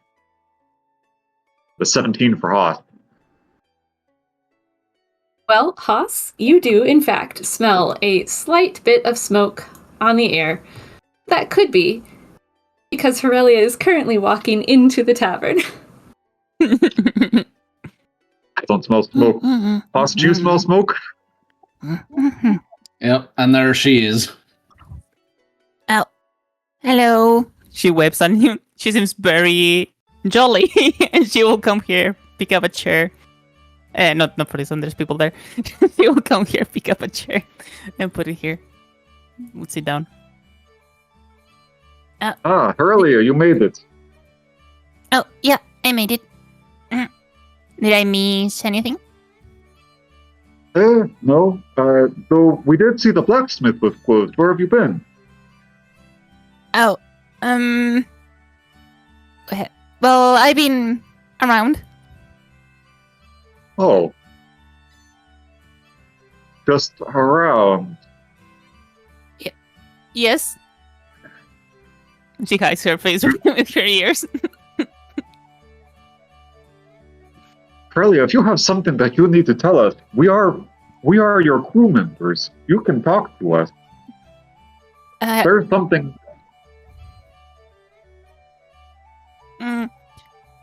I know that, but this I would prefer not tell. Ah, I see. Well, just let us know if you're doing okay. Oh, I'm doing great. Yes. Why are you so worried? It's nothing. It's nothing. You don't need to worry about anything. Don't I?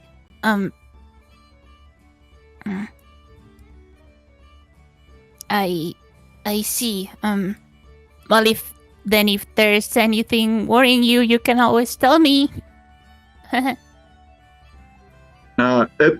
It's all right. Do you drink rum? Or we actually picked up some peppers. I assume that I myself am quite fond of peppers. If you would like to try any.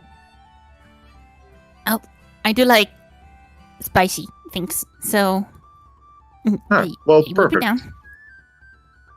This side of the Well, I table will notice that Matilda has just walked up and is just kind of standing there, intrigued, listening to the conversation, just kind of looking back and forth, but not saying anything. She's just eavesdropping, blatantly.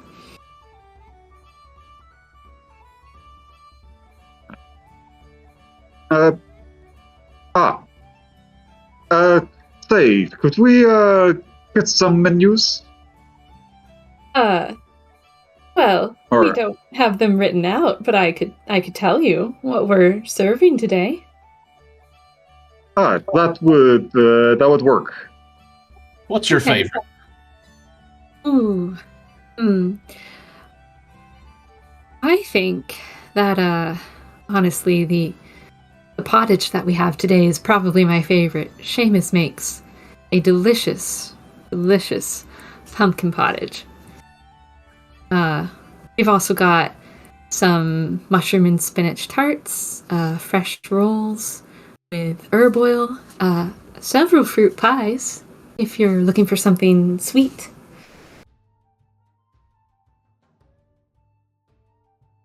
I'll take one of them pottages then. Mm-hmm. Do you want the pumpkin seeds on top? Yes, please. Okay. Anybody else? A pie for me. All right. Particular flavor of fruit? Do you have carrots?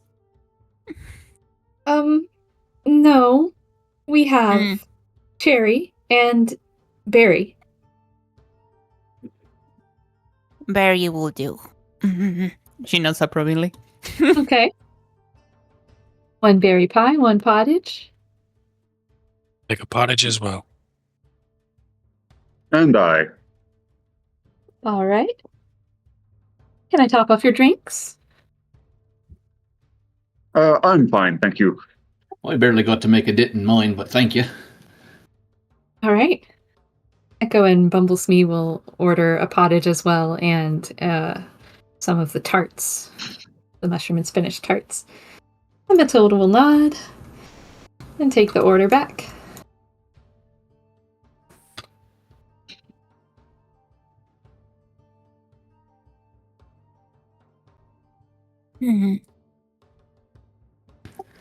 Oh, Harry, was the blacksmith closed when you went by, or was he open when you swung by and then closed later? Oh, well, I passed through it and it was open. Yes. Very open, actually. She looks. Oh, okay. Well, I swung by and he was closed, so I'll just stop by after we finish up here and go grab something for old Rob. Oh, sounds good. I think he would probably be there. Yes. Actually, he's very good at what he does, and she will pull out the head of the axe that she got from him. Oh! What's that gonna go into? Can you keep a secret? No, but you can try. Then I'll tell later. And she looks at this server that has just arrived. Matilda sets down 2 bowls of pumpkin pottage. You can smell that it also has a little bit of ginger to it, and you see a couple of lentils in there as well. Pumpkin seeds on top. She comes around and gives you a slice of berry pie, a couple of tarts, and some more bowls of pottage. All right. If everyone's happy, I'll leave you to it. And she winks. Much obliged. Okay. So there's this thing I've been working on. She kind of like takes some mysterious pose and kind of looks at around the table. Is this thing. And she pulls out the blueprints and put it on top of the table. And you would see this complicated diagram of an axe that has some sort of mechanism that propels like steam. And she seems to have been working on that for a while. So, Blimey. lady. Is that an axe gun? Well, something like that, but instead of... well... I could actually make it an axe gun. And she thinks about it. That's actually... And she starts drawing on top of the blue paper again. And the blueprint. Well, I was originally just planning on having the head of the axe go faster with the paper, but... you know, having also the gun functionality could be good. And she seems to think about it for a while. It's so big, you could almost use it as a shield and then switch it into an axe position. Oh, Like a that's true. sword and sword shield combo combined together. Switching between, could call it a switch axe. Yes. Could hunt Or all maybe- kinds of monsters with that. Maybe the head could spin once he erased it. Them.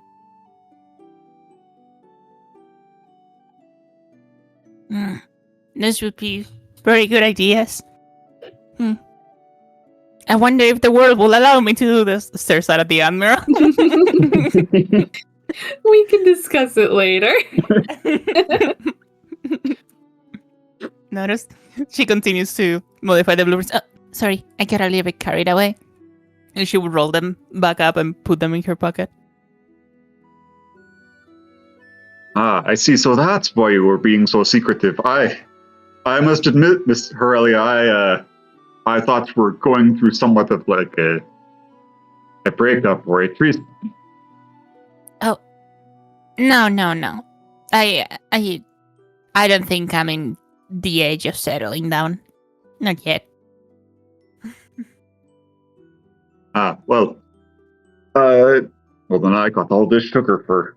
No, it's fine. She kind of tilts her head to the side, kind of confused.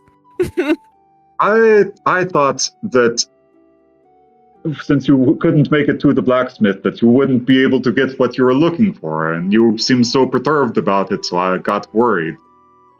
Oh. No worries. I appreciate the concern, but I'm fine. She smiles at you. Oh. Sorry for worrying you, though. It's nothing. It's nothing. But, Miss Danica, you had something to converse with us about? Well, not particularly. My shopping went quite well. It's all out of the way.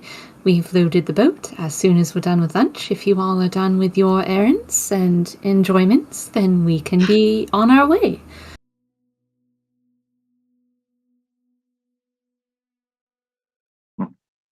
I don't think I have other businesses here. I think I've gotten most of what I was looking for. Well, since we're having a nice sit-down meal, I've been wondering, Captain, I don't think you ever told us about how you got a hold of your ship. Oh, my destiny. And you can see that a big smile breaks over her face and she looks quite excited to tell you about it.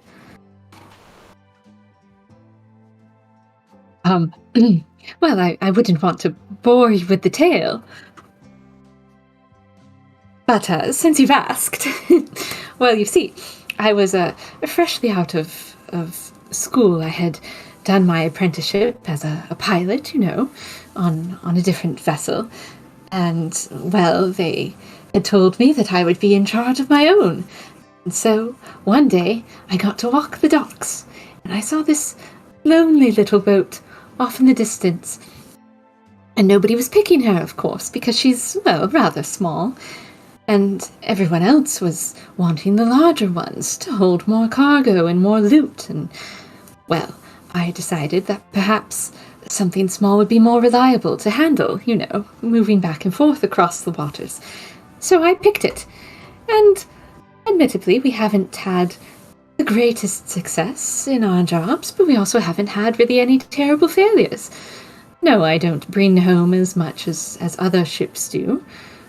But I still get to go on important jobs, and as you can see, the Union is working with me. If we need additional space, they will just hire someone else to carry said cargo. But I am in charge of procuring it, and so we've moved up in the ranks. I take good care of her, she takes good care of me. She's a good ship, got lots of character. Oh, indeed. You've seen how she handles a storm. She's really quite formidable.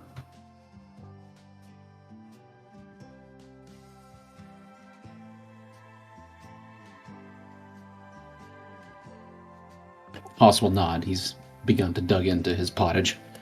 The little pieces that have broken off in our skirmishes, I painstakingly made the model of the Destiny with those pieces, so it's just another little piece of her. It still has her soul to it. She wistfully kind of stares off into the distance, ignoring food, ignoring table.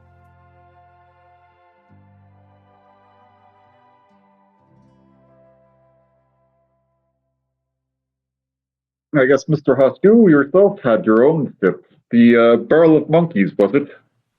Oh, yeah. 28. I'm in the market for 29, so if you see one crop up somewhere that looks promising, let me know. Were they all barrels before?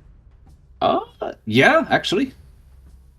I thought I might have had one that was a rowboat, but now that I think about it, they were all definitely barrels.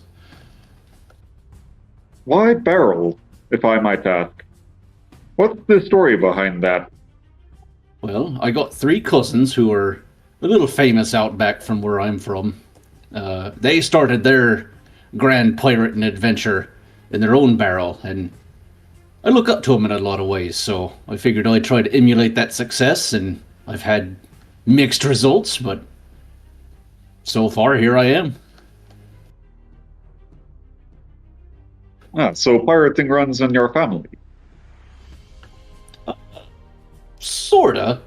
I'm actually from a monastery on Chim Chimney, but right now I'm in between chains, as it were.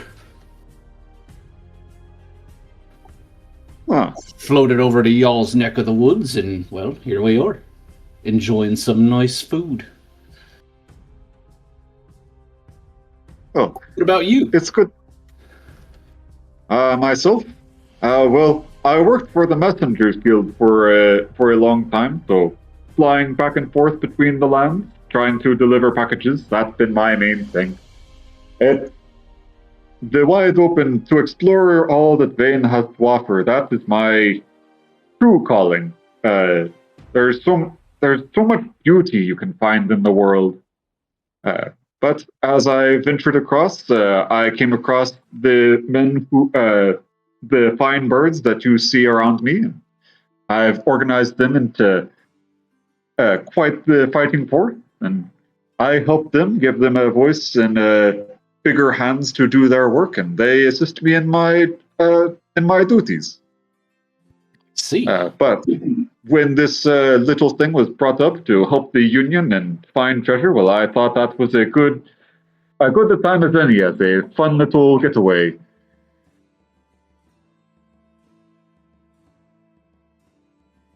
Well, they're a right solid lot, I'd say. Yes. Well, everyone except for Jonathan. He's an odd bird. Is that the chilling touch bird? Yeah, Jonathan Livingston is my chilling touch bird, the edgy one.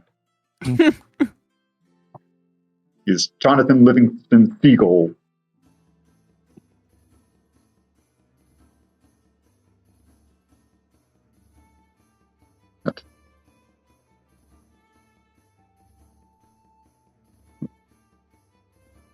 I guess, Aurelia, we haven't mentioned you. Do you have a story that to share of where you come from? Obviously, you are a brilliant inventor. Well, yeah, I was raised in a very small island, Hopshire, we call it. Well, there are only rabbits there, and I like making things, so eventually I just decided to leave and join crews like this one, just to see the place. I actually haven't seen many people that are not rabbits before this, so I'm just interested in people that I see. Seems to adjust her glasses. But not much else. No, that's fine. It's good to get out and see the world. Speaking of which, Mr. Doret, you've already told us some of yours, but a man of the world, but anything else that you want to share? Obviously, you've probably seen more than your fair share of adventures on the high seas. A few. There isn't too much to tell. I don't know if you'd consider me a man of grand ambitions. I follow the coin and wherever it takes me. Always practical. I'd like to think so.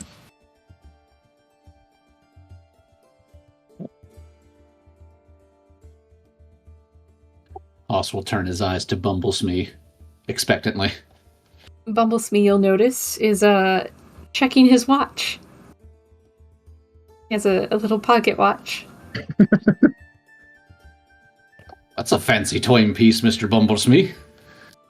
Oh, yes, I suppose it is. It is just a watch. I use it to keep track of the time, to make notes in the log. Make sure the bells are run on time. And you've worked for Miss Danica for a long time, yes? Oh, a little while, yes. I was not entirely popular in in the choice for quartermaster, but the captain here gave me a chance, and so far we have, well, as she has said, had success. Is there anything weird about how is he just looking at the pocket watch like he's bored, or is he looking at the pocket watch like it is more sentimental? No, he has actually put it away once the conversation turned to him. He was simply checking the time. Ah, okay. Well, I'd say this has been a good lunch. I've had my fill. But if anyone else wants to play some games or have any other business around in the port town, then please feel free to do so. But I've had my fun.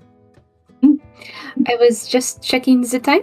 We do not have too much longer before I think they will have Monsieur Robin ready.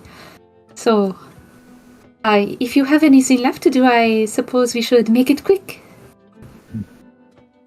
Captain Danica nods. Mm-hmm.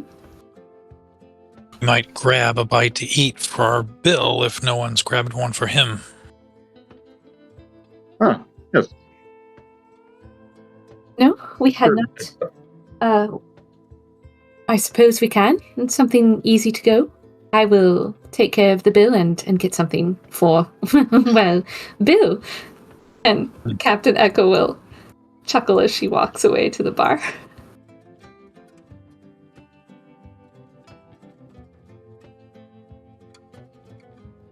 I reckon I'll go see if that blacksmith is back at his station. Grab something for Rob.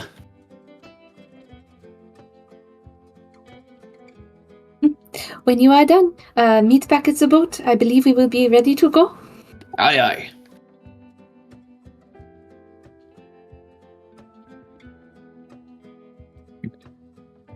Oh, I'll leave that to him. I'll head back to the ship for now. He'll I believe I'll do the same too. Okay. Monsieur Deresh, what will you be doing? I'll head back to the ship as well. We've got some supplies, and we need to get ready for the new crew member as well. Very generous. Okay, I will see you there. And he'll go to stay with the captain.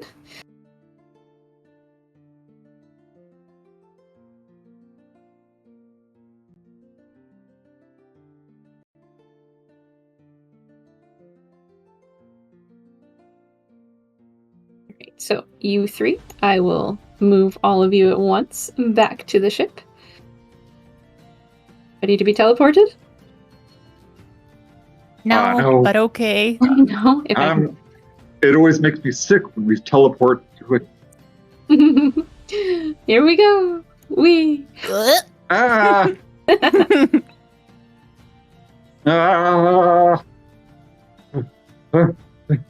You know, they say when you get teleported, it deconstructs who you are and makes an entire new person where you arrive.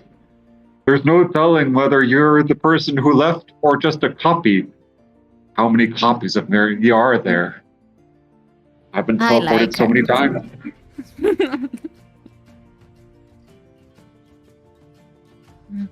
Teleportation.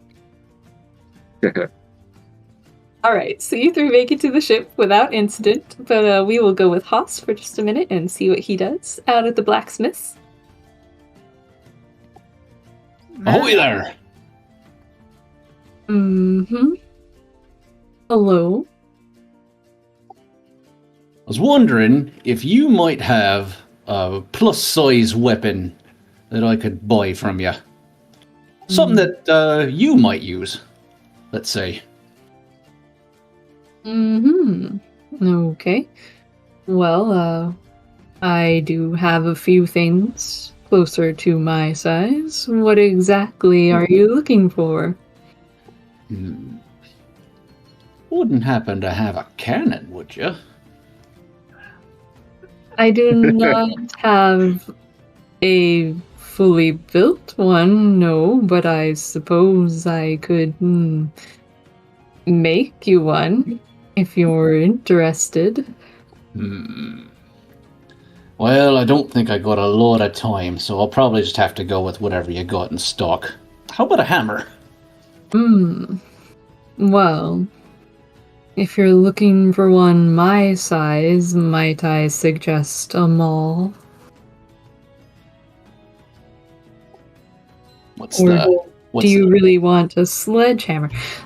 The difference is really just damage. A sledgehammer is like a slightly better hammer. It's a little bit heavier, but a maul is like an actual battle hammer. Ah, okay.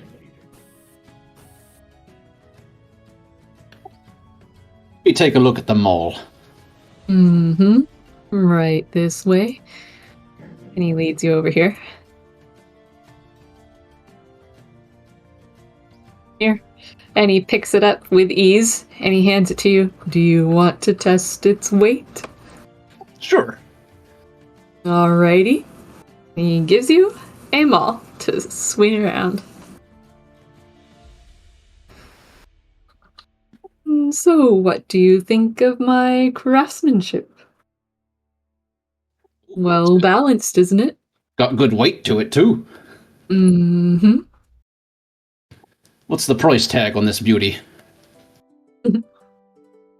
Haas, as you continue to swing it, will you roll me a strength check? Sure.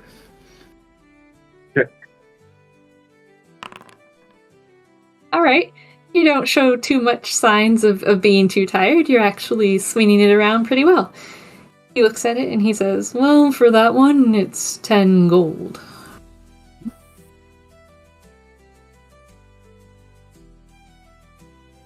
We'll kind of weigh over the options of whether or not he wants to commit to pursuing the canon fantasy or just give up the ghost and get a hammer. And, You know what? I think I'll go ahead and take it then. Okay. It's yours if you have the money. I do. Haas will fish out 10 gold out of his bag.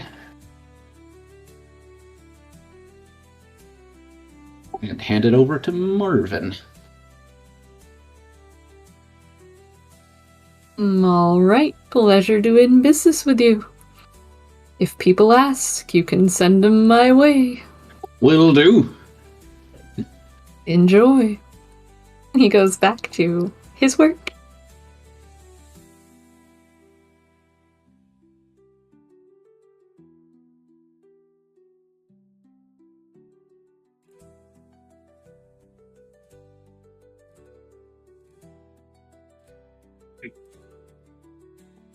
Oh, check out this hammer. Rob, he just kind of looks over at you. Yep, that's a hammer. It's your hammer. I appreciate it. Yup, you're welcome. And he just kind of watches you wander away and then come back. They haven't gotten you yet. Well, no, but I think I see people off in the distance coming, and he kind of points. And sure enough, you could see a whole troop of people coming out from these stalls. The governor and his secretary and several guards. A whole troop of them marching down the beach, approaching. Oh, okay. We'll all hang tight with you. Okay. Robin just kind of waits as they approach. He looks somewhat uncomfortable, but also somewhat grateful. The governor approaches, and the guards all kind of fan out and surround this area. Governor looks at Robin. Well, apparently, these folks have decided to give you a slightly easier sentence, exile, and I'm more than happy to oblige, so you better go with them easy. Don't give them any trouble. Right? Robin just nods. And you? And he points his little feathered hand at Haas. Yes, You sir. make sure you uphold your end of the deal. I Well, don't want trust to hear me. about any spies coming back to my port now, you hear? Wouldn't dream of it. He'll be deader than the doornail. All right. The governor nods, and the guards surround the gibbet, and they open it up and shackle Robin and start kind of guiding him towards the destiny.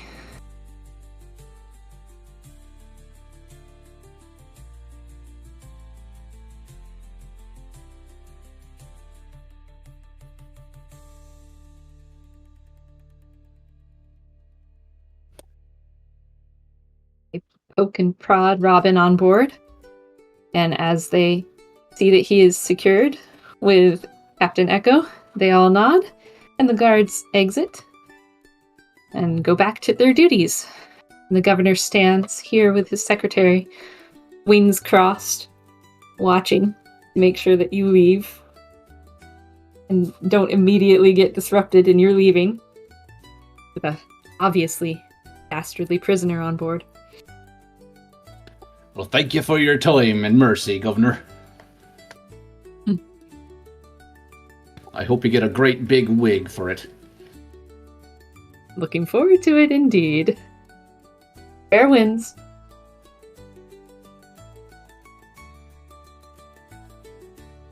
Also kind of look at the captain. Did they give you a key? For his shackles? Actually, no, they didn't. Uh-oh. Oh, we just get free shot. Ah, that is a problem. Mm. Yeah. No. Yeah. She kind of approaches. Oh, I was just making the joke that he shouts Aurelia, but you wouldn't happen to have a method to get off shackles, would you? I have gotten out of a few before. Let me look at it. And she can like approaches.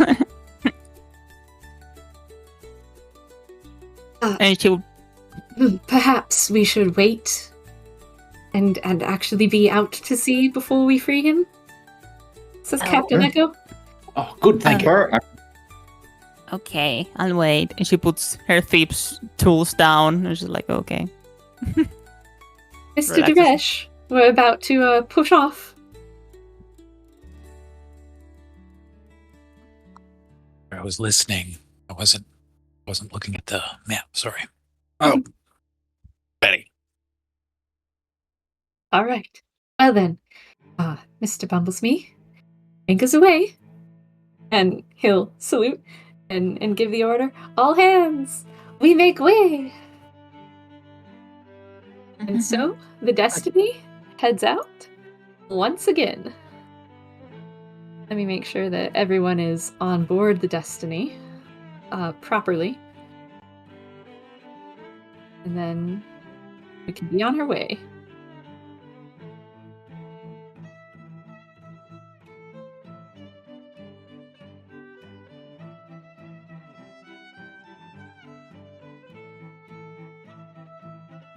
Would be stowing my supplies that I bought for Bill, taking those down to the second deck and putting them in the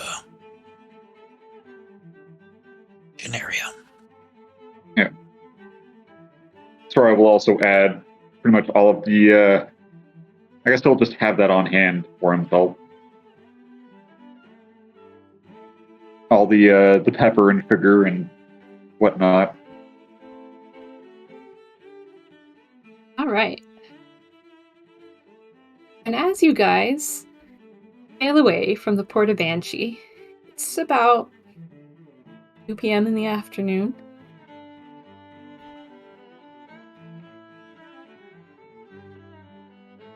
You start your journey. Aurelia, if you'd like to free Robin, you can certainly attempt to. Okay. I will use my thief's tool to do so. That's enough. His shackles come free. Herla just leans down a little bit, grabs one of the little pin things and moves it slightly inside of the thing and immediately cracks open. Okay, you're free. And she will return to her room after that. Robin kind of stands awkwardly on the deck. So, what should I do?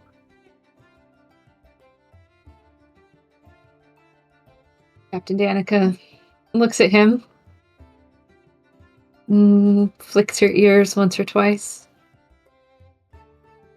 You're really under the purview of my crew, so do whatever they tell you, please. And in the meantime, try not to break anything aboard my ship.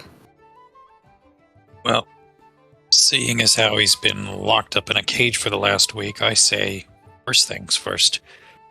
Head down to the lower deck, get something to eat, and rest up. Because the sooner you get rest, the sooner we'll find something for you to do. Okay. And he'll nod and try to angle his way down the stairs, but he is much taller than any of you, so he does have to duck.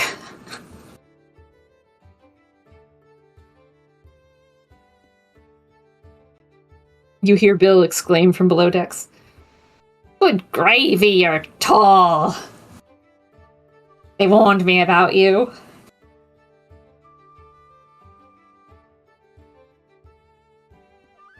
Then the rest of it is rather lost as you go about your duties.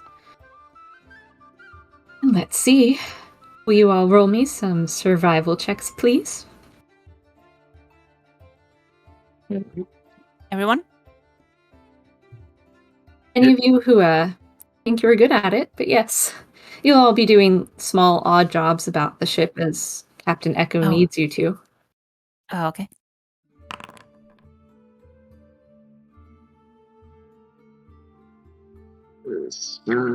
Five.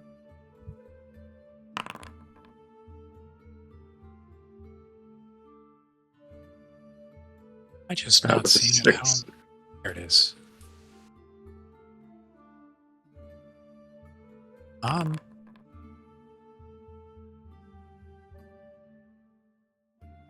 had to go to my personal Yeah. my personal feed to do it. So make sure that you are not selecting the ship, so you can just click and drag anywhere that's not the ship in the middle of the ocean, and then hit C.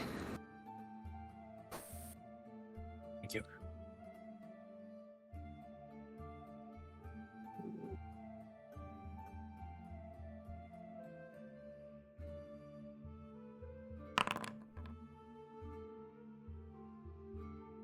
All right.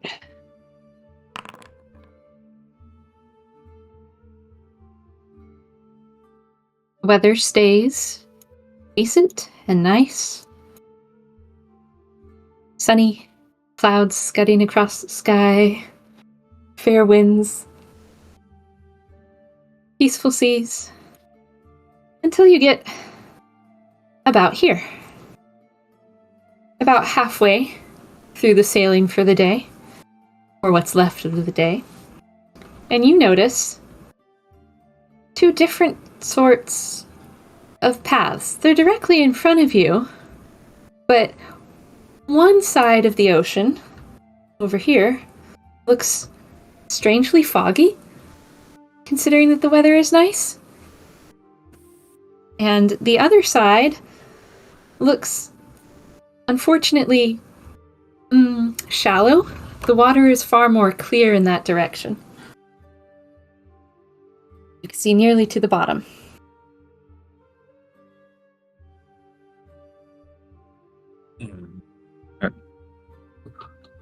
Resh, do you point this out? Or do you let the ship continue sailing?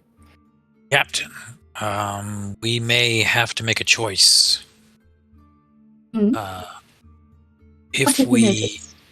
If we continue straight ahead, it looks like the sea is getting shallow. We may have to slow down. But off to the side, there's no telling what's off in that fog. Could be deeper, could be worse. Who knows what's over there? Do you want to risk it, or are we going slower through the shallower sea? Well, honestly, they both sound like a risk to my destiny. We could run aground if the water is too shallow, but going somewhere where we can't see or know what's ahead is also a danger.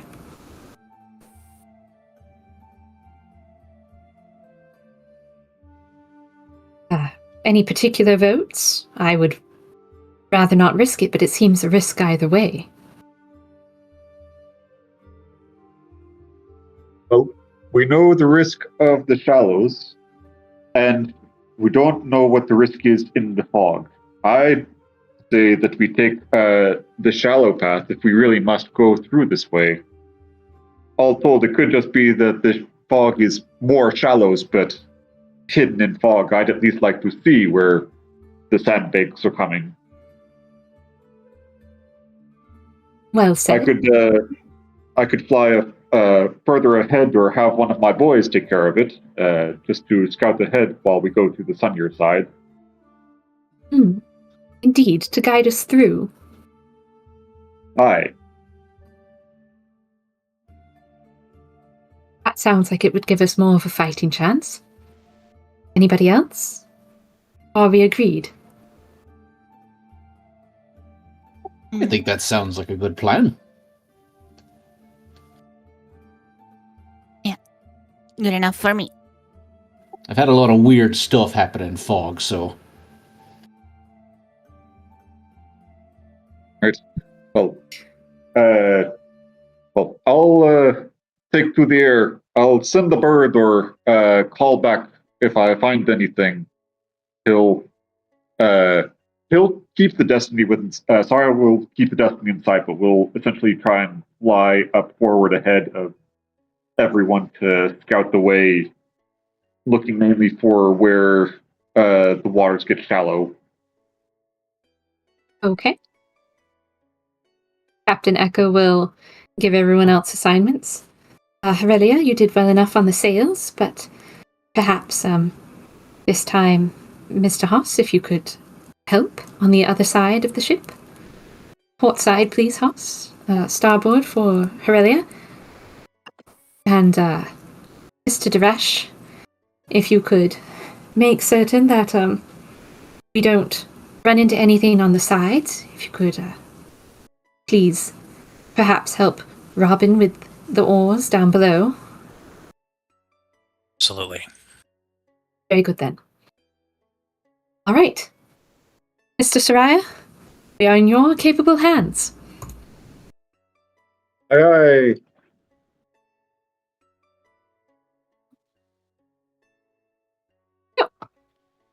Soraya, Yes. you and Mr. Pico are out flying ahead and relaying things back and forth. Mr. Pico will be giving you advantage on those perception checks that you'll need to make to give proper directions to lead the ship through. And Okay. at each turn, everyone will, make their checks as needed. So, Mr. Soraya, roll me that first perception check. Do you see the way Perception. through the shallows? Perception with advantage. With advantage, it looks like it's a 10. I'm gonna use this inspiration that I didn't use before. Can I use that right now for a reroll? Yeah, you can use it now. Do I still do it with advantage, or do I do it just? When it's inspiration, it's just a flat 20. Is it? I think so, isn't it? Well, otherwise it would be 4, which would be really. I'm I pretty think sure it would be fine with just 1. Yeah, I'm pretty sure to it's make it just a third. 1. Yeah. Oh, well. Okay, there we go. There you go. I don't need another one. You see a rather straightforward path. This way. Then that way. And then up. And then over. And over here should be, hopefully, the end of the shallows. He'll kind of swoop down, or kind of glide back down to the side. Okay, it looks like if we go about 45 degrees starboard for about oh shoot, I forgot what the for about the quarter of a mile, then we make a 90-degree turn to the start on starboard, then a 90-degree turn to port. Go for about a nautical mile. You see that sprig of waves over there? Keep to the left of that, and we should be good. And then make another turn to the right, or turn to the starboard. I'll have my birds fly over the corners of it. And he'll, after relaying that message, kind of fly back up to organize stuff, and you'll hear the call of his bosun whistle as he directs his birds where to go. All right. Very good.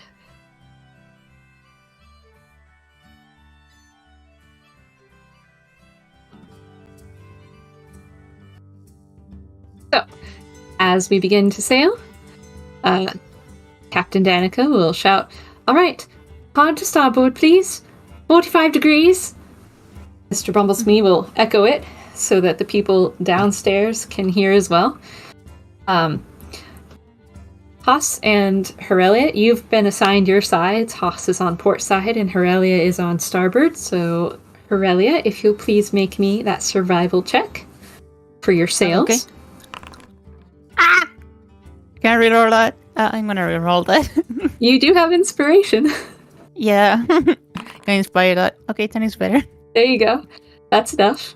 And, Suresh, what side of the boat did you go to for the oars versus what side Robin is on?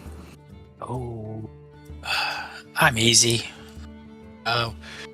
I guess I'll be on the larboard side there, and he can be on port. Okie dokie. Then if you'll please make a roll to stick your oars into the water and try to help turn the ship at a better angle. Survival check. Survival check. Yep.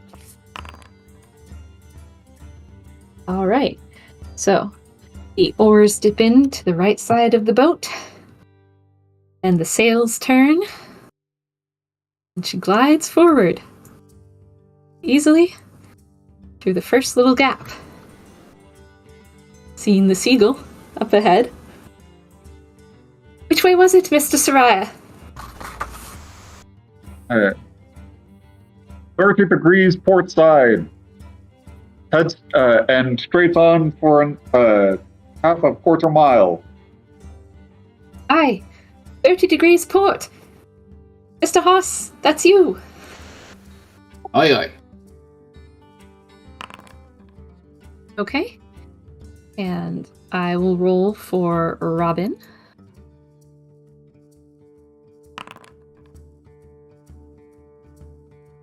Okay.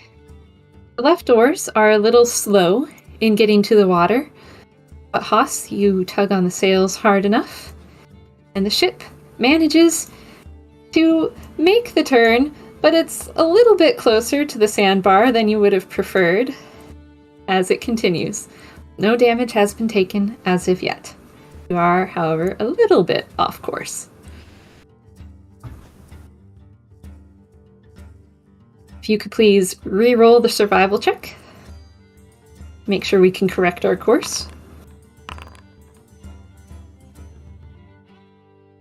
The ship is getting dangerously near this edge of the sandbar.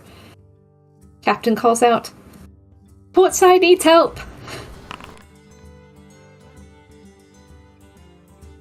Aurelia, would you like to give assistance to... Of course. Haas?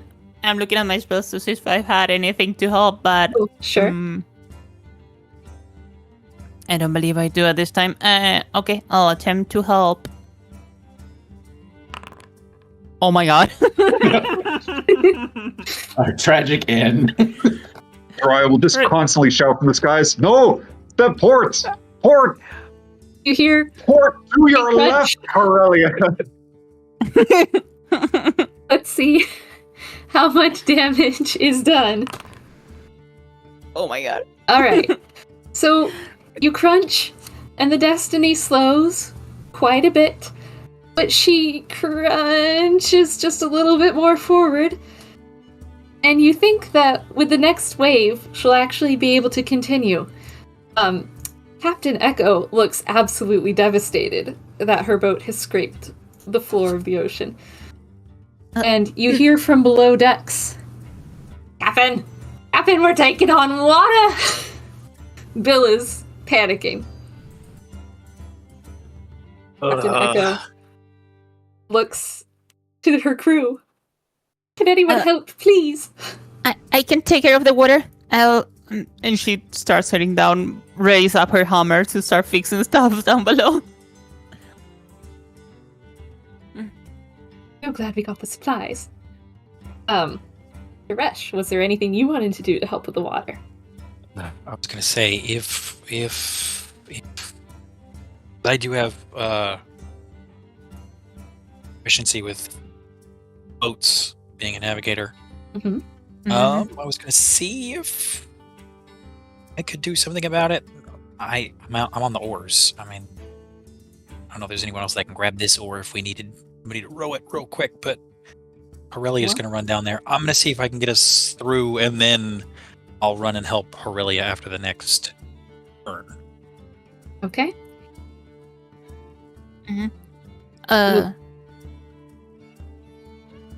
The boat does come off the swell with one final sickening crunch. And Aurelia, as you run downstairs, you observe the damage. It's not so bad, but you are taking on a little bit of water. A simple patch job should be enough for now.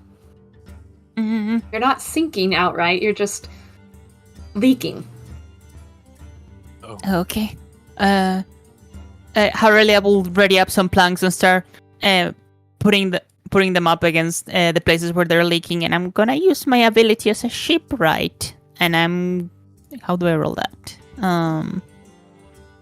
But it's this feature, I'll patch it, which I'll copy it on chat, but I don't know why it doesn't let me send it. But yeah. Mm-hmm.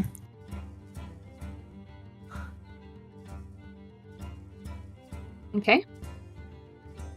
So what's your proficiency modifier right now? It is 2, since we're level 3. Level 2, I'm done. All right, cool. So right now you get a hit point level of 10. Okay. And she will continue attempting to just patch everything and grabbing planks and putting them on the spots where she sees water. Can you roll me your tools also to see if you do any additional, like how well fitting your patch job is? Okay. Oh, there we go. Pretty well fitting. Very nice. Mm-hmm. There are still a few little leaks, but they're more like trickles. You think if you can and get somewhere safe, you could probably patch it professionally and actually make it watertight again. But for now, much, much better. You are no longer taking on water. You've done well enough. Okay. Soraya, Yay. what's next? Says Echo. Almost me. To your starboard side. You've got another patch. You know starboard, Bumblesmith. This way, and he'll bodily indicate to turn to the right or turn. Yes, I see. This way. Yeah. Bumblesmith, you're a navigator, right? Over this way, not that way. I thought that was the way I was going. Would you please roll your side of things for me, Diresh, to see if you can stick the oars in?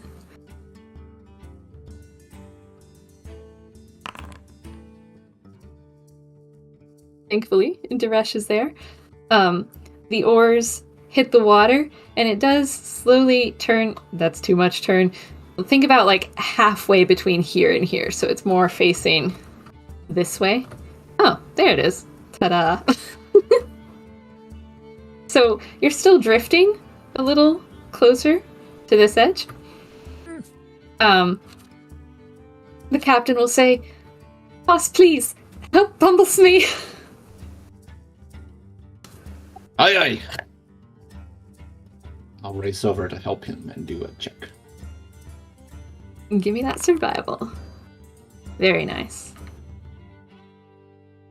You manage to right the Destiny, and as the sail catches the wind and the oars are in the water turning her a little faster, she sails this way. And you manage to make it safely-ish out of the sandbar.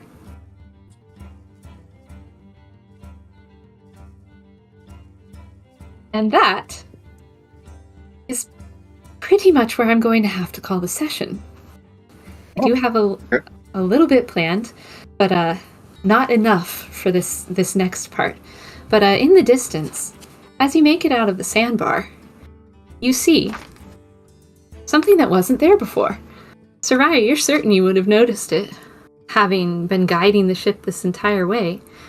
In the distance, you happen to see an island appear.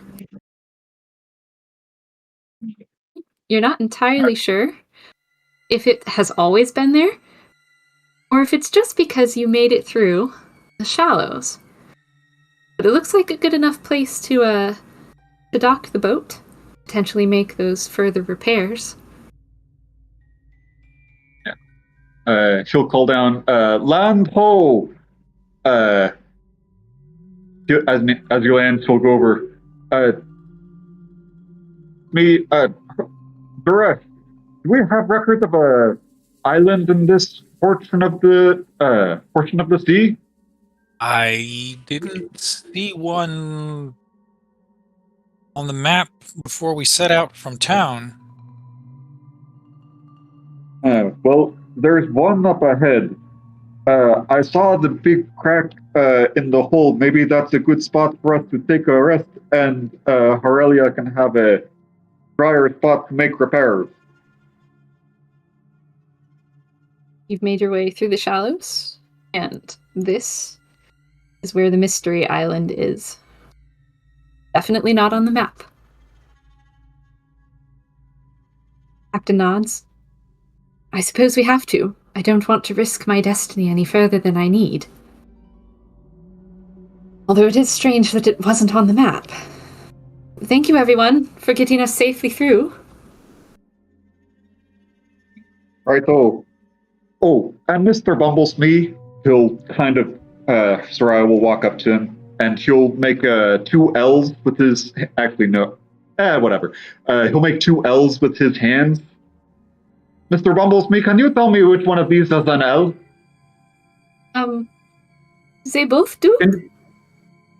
Right, that's my fault. Which one of these is my left? Mr. Bumblesmee holds up all 4 of his hands as well. That one! And he points to your right. My left. My left. Was the other Your left? right? Yes, of Yes. course. And he points to the left. This one. And you'll notice that when he holds up all of his hands, one of them is a hook. It doesn't make an L at all, it makes a C. Mr. Bumblesmee, we cannot. It's fine, but we need to get you a better sense of left and rights. I will practice when we dock at the island. Yes, sir. And he wrings his hands anxiously and goes back to the captain. And that is actually where I will need to call the session, even if it's a little early. Yeah. Thank you, guys. Wonderful job. Good session. Hey. Yeah. Ooh.